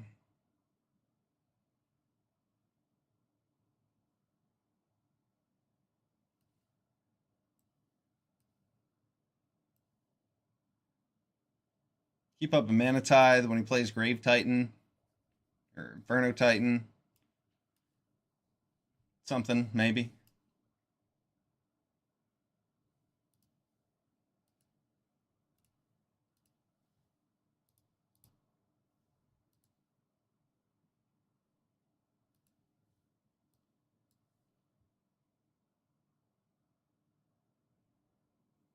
Hey Google, turn the lights on.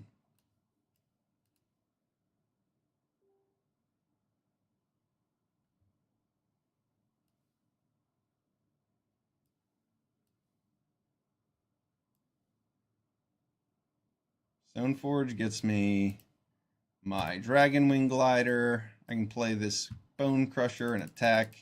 Keep up Mana Tithe.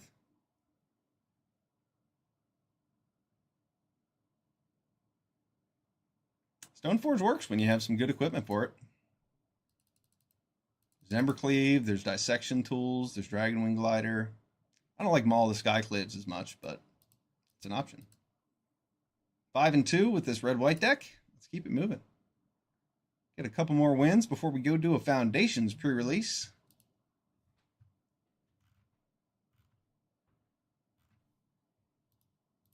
I'm excited to play Foundations.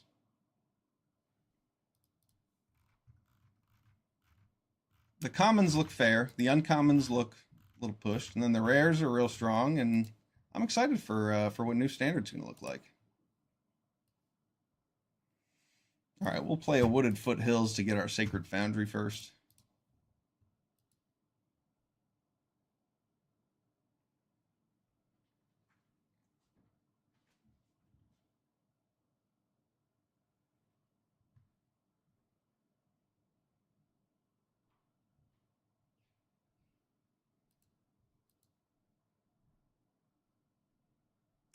Flash is his name. It's not a very fitting name for his play speed.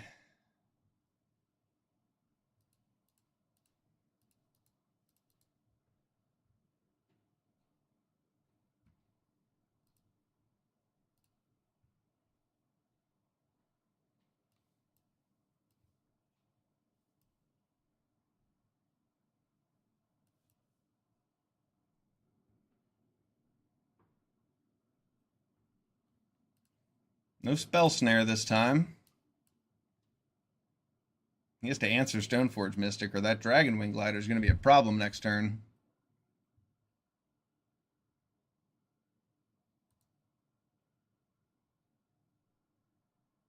I mean, that's why that card is so good. Because not only does it draw you a card that's the real threat, but you have to kill it if you don't want to die to the real threat.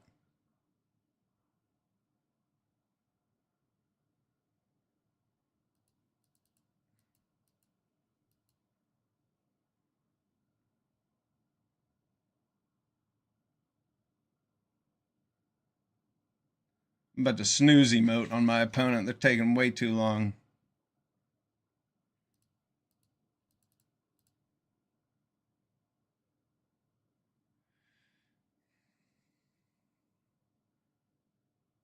Which got Flash.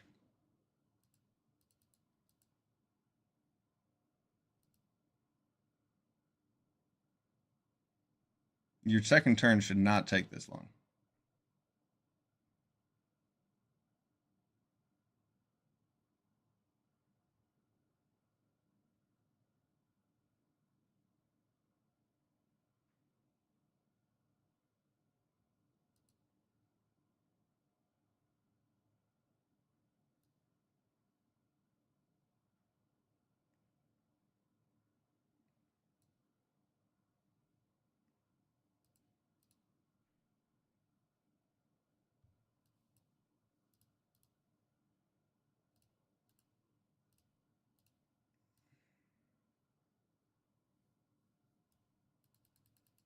Does he have Fading Hope?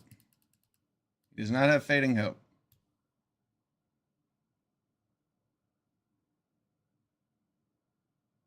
Grave Expectations. Cool play on words. I wonder what he got. It's not like we have any removal in our deck. The Getaway Glamour can't even kill. I mean, yeah, Getaway Glamour could kill this. There's not much in our deck that could help him, I feel like.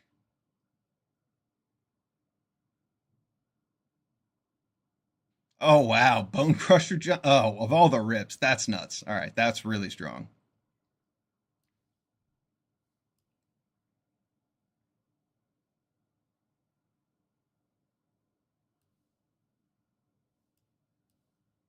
All right, I'm just going to play this Legion War Boss and attack. I want to have more mana before I start ditching things with NT.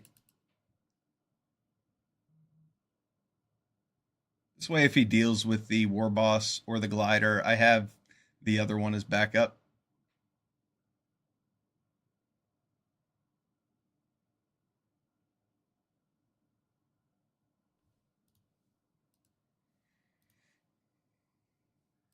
My opponent's mana base looks beautiful. Hopefully we can kill them before they get to use it.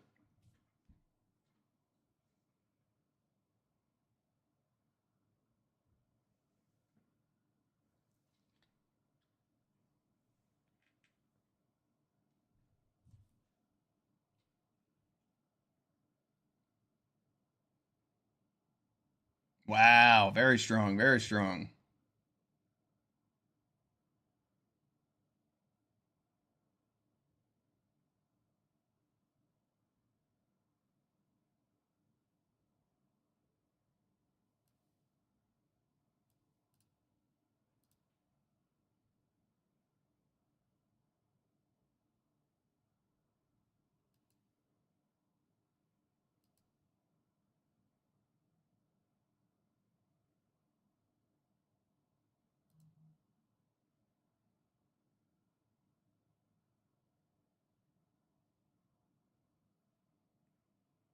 All right. War Boss is flying. It's a threat. We have some good backup too. Inti helps push things through with trample. Good game, Flash.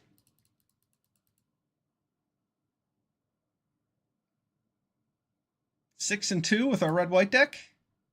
Let's do one more. Call it a trophy. We haven't been able to flip a Johnny yet. I haven't seen a Johnny much, though. I think I've only played it once. Maybe a second time.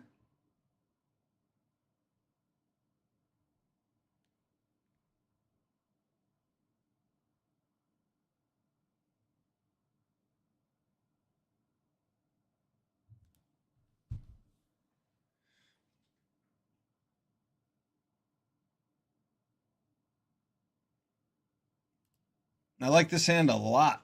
We have a turn 1 Hired Claw, turn 2 a Johnny, turn 3 Adeline. This hand is nasty.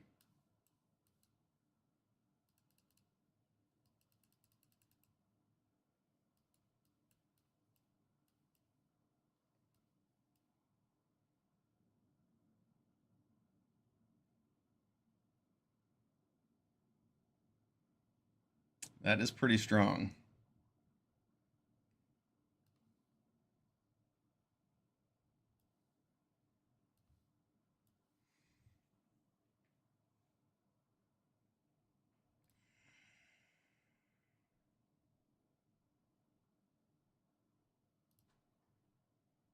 There's going to be a 1/1 that I send as well.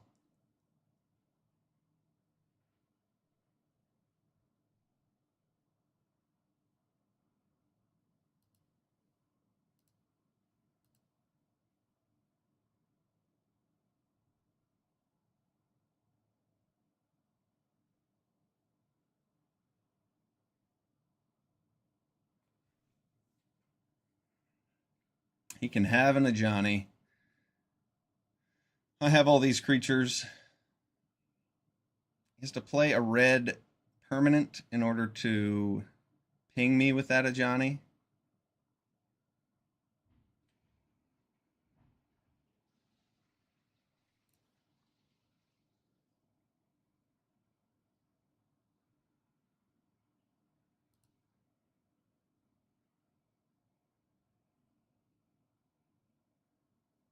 He does not get to do that. Oh, very nice.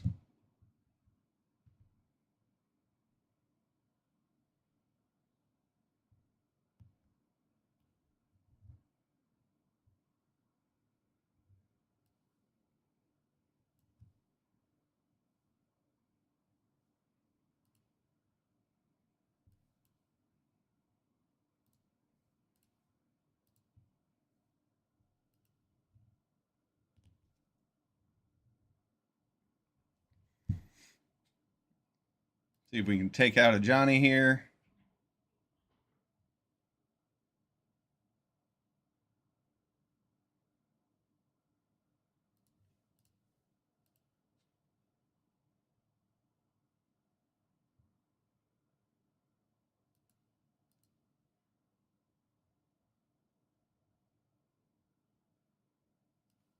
Nice top deck.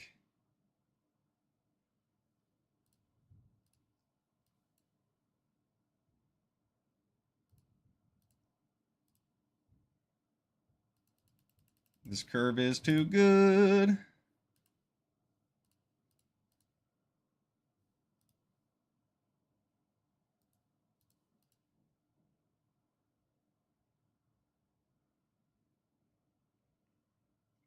If he had created a red permanent that turn instead of obliterating bolt, I don't know, maybe he could have done something cool with a Johnny. But our tempo was too much with that Hired Claw and the extra creatures and Adeline. And that top deck for the mountain, just beautiful.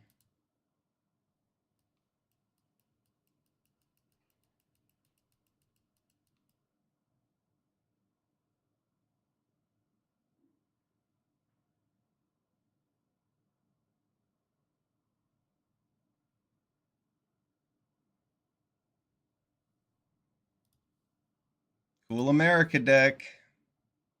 Honestly, most of the coolest cube decks are America decks. All right, so let's play Inti.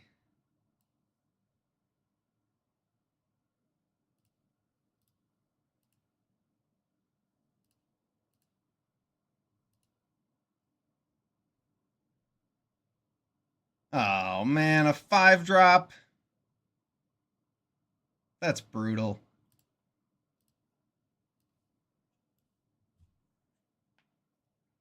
One of the 2 cards in my deck I couldn't have cast there.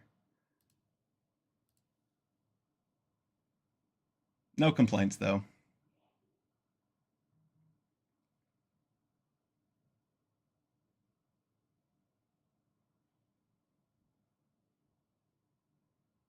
I might just drop the Ruby Collector, add 2 red mana, and just pump up my whole team next turn, depending on his plan. Probably going to Molten Impact to Johnny. If he has another instant, he just gets to kill everything here. Gets to blow up Ranger of Eos and a Johnny and attack Chandra, and then I'm probably just dead. My opponent has way too many cards in hand for me to compete with that.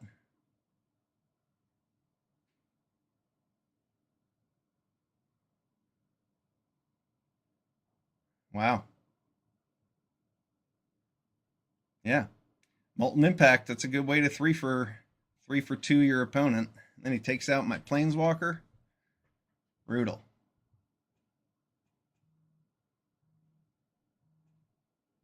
That was a really, really good draw.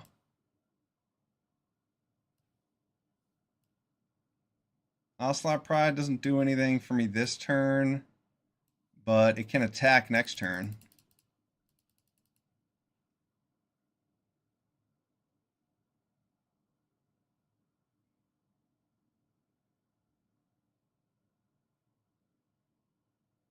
Yeah, if I draw a land, I can pump up the team twice. Wow. What? My opponent has some perfect answers here. That is absurd. Molten Impact into the Getaway Glamour into an Inferno Titan the next turn. I cannot keep up with the 2-for-1s. My opponent didn't even play the land they were supposed to. It is embarrassing to lose to this guy. That is for sure.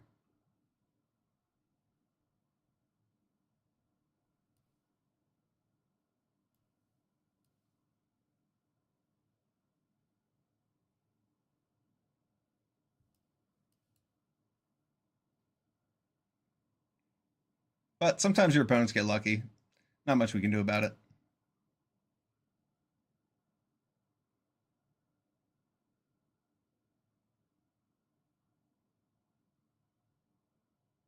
I just had to hope my opponent attacked through so I could get him with the Den of the Bugbear. Otherwise, he just blows up my whole board, and I just lose to Inferno Titan in a couple turns anyway. If he blows up my creatures, well, at least maybe I have the threat of Den next turn.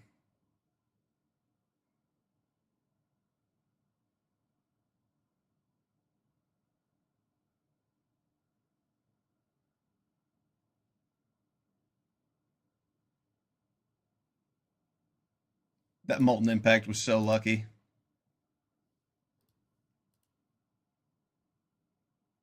Wow. All right. Hey, sometimes your opponent has all the perfect answers. Way to go, opponent.